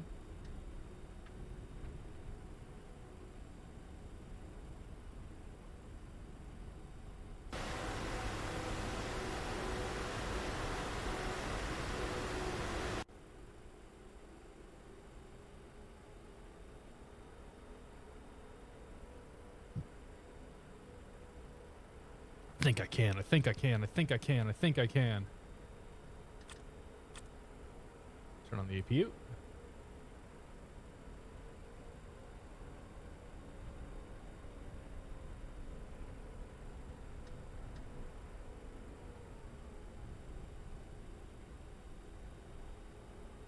Tight squeeze getting back here.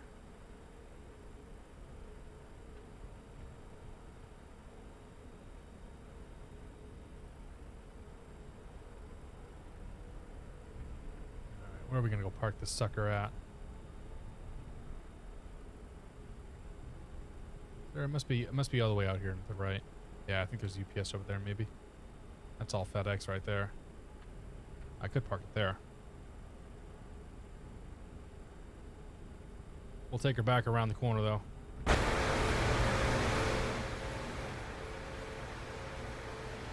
I think we might be too big for this, but it's fine. Doesn't matter. Salt Lake Center. Okay, we can turn him off.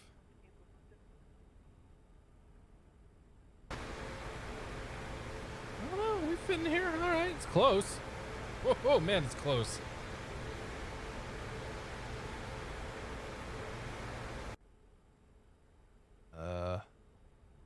I'll say right here.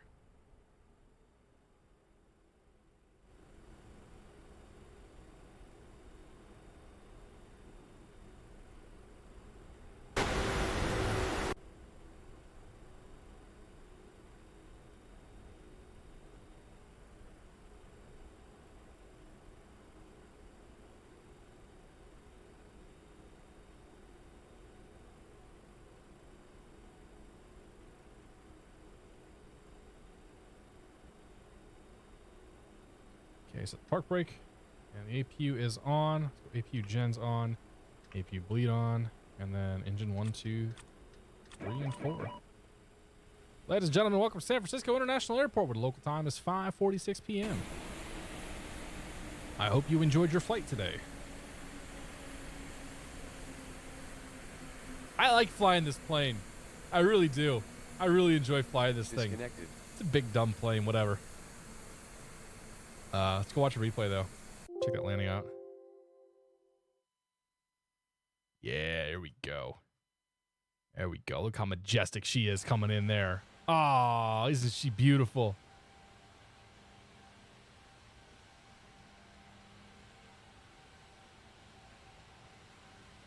Definitely came in a little long. Probably could have pulled the power sooner.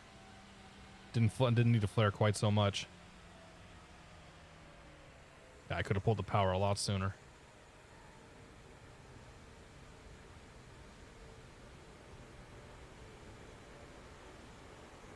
Seems replay mode's got some issues going on with the slats there. The flaps doing it? No, it's just the slats. Slats are like flapping in the breeze.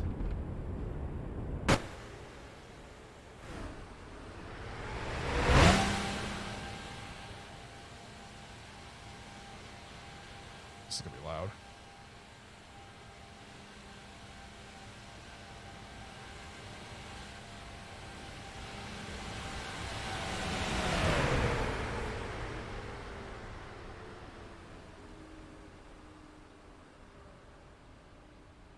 Close enough to the center line. Doesn't matter. We got this.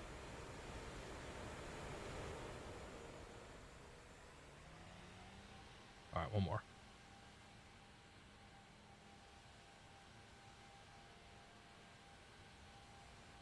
This will be a little louder.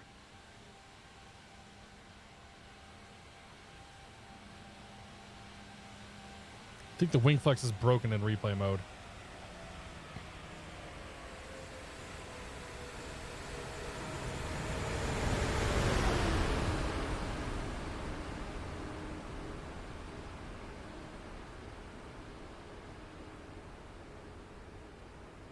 I'll take it.